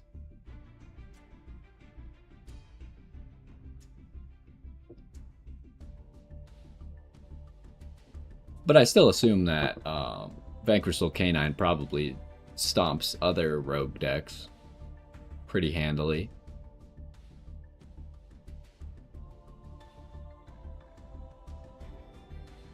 Anyways, I don't know what we're gonna play on Wednesday. Did you see the Sword Soul deck? You were here earlier when I was talking about it. Did you see the Sword Soul deck someone got second with this weekend? If I had thrusts, I would play this deck. I would craft the Champions of Sword Soul. But I don't want to craft 3 thrusts.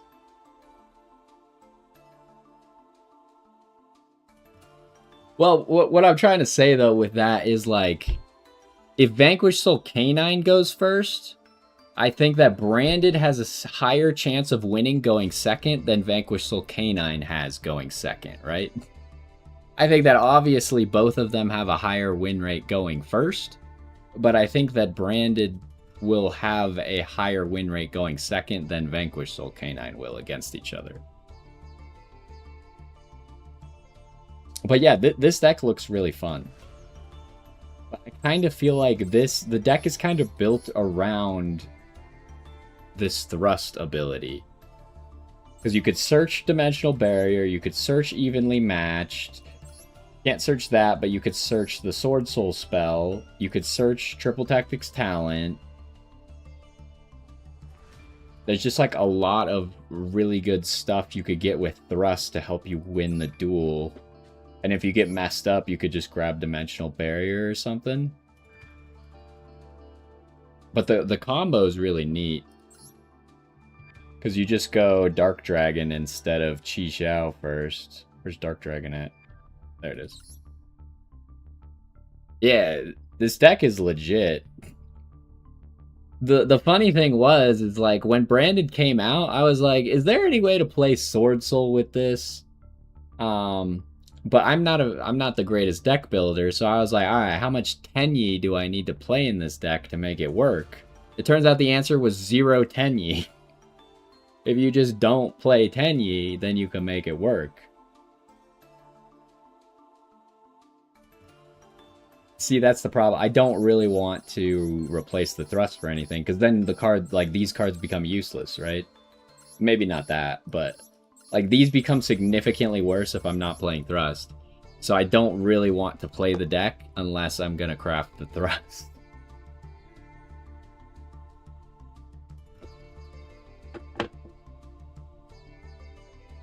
But maybe I just, like, drop all of this just so I could play the deck.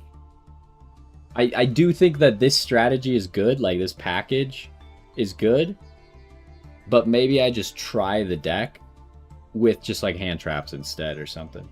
Because obviously we don't have Fua here.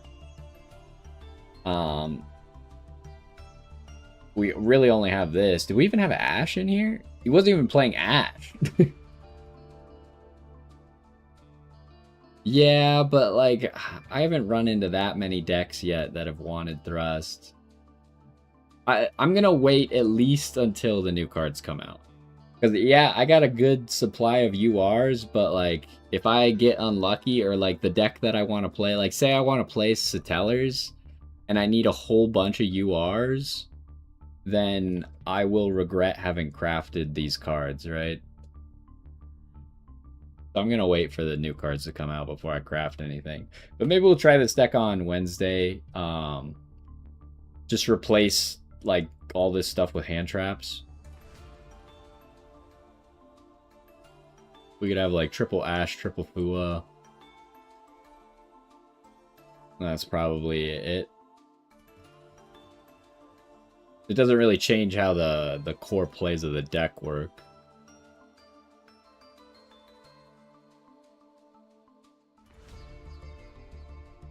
Although I don't know about the double Mirror Jade. I don't know about that call.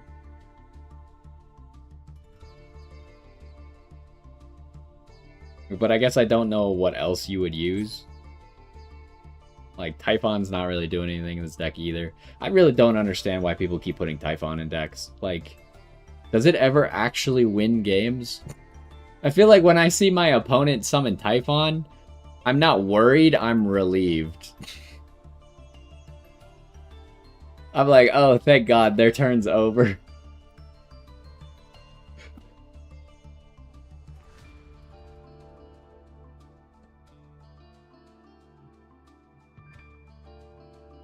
Like, I don't know what you're actually doing with double Mirror Jade. I guess if you make... Because you can easily make the Mirror Jade on your turn. With the White Dragon and the 3 champions. Rangrenal.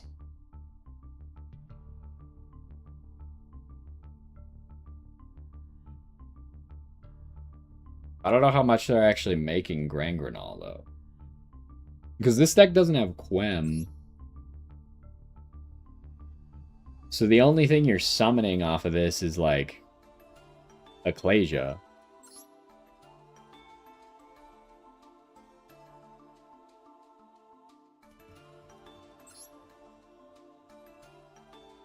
What are you sending, I guess, is the other question. I guess you could send this. Like, you're not sending Mirror Jade, that doesn't do anything, right?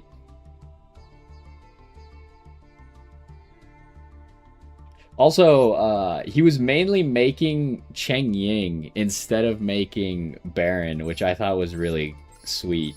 It was actually really clever.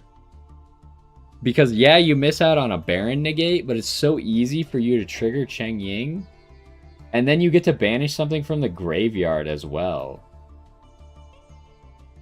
You can banish one card from your opponent's field and graveyard, so you get rid of, like, Albaz and stuff.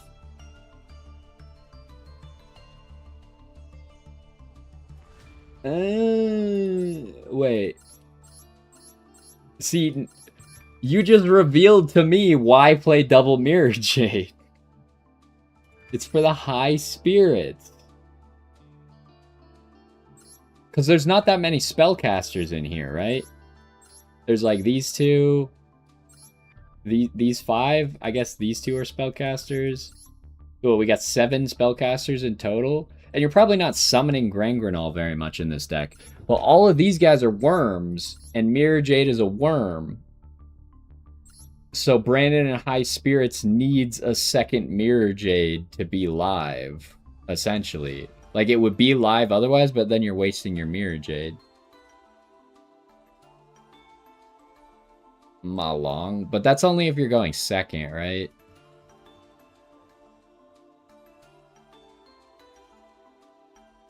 Or how does that guy work? Does he activate on your opponent's turn, or is he slow? No, I guess he would activate.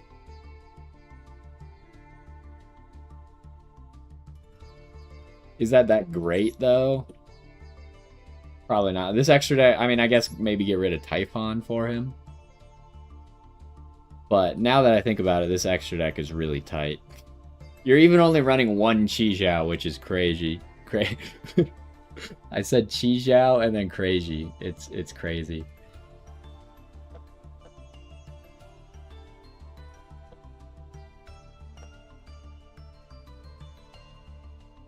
He also summoned the Lulu Wall of Lilith, which was kind of funny.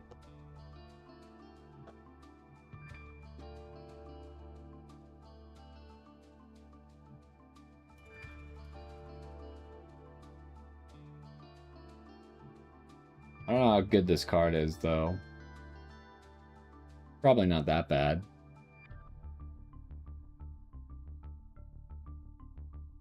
I really like this card. Like, it's really cool. Right? But it's not that great. It's a little bit slow.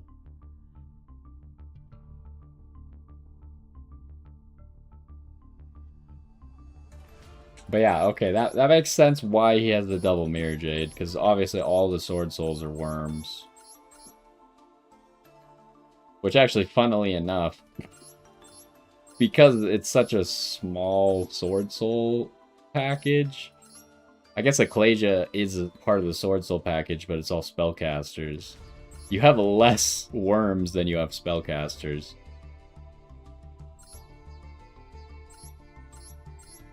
But I think you're more likely to be okay with just discarding Grangrenol than you are with discarding your only Mirror Jade. Anyways, maybe we'll figure out a way to play this deck on Wednesday then. I think we're going to wrap up there.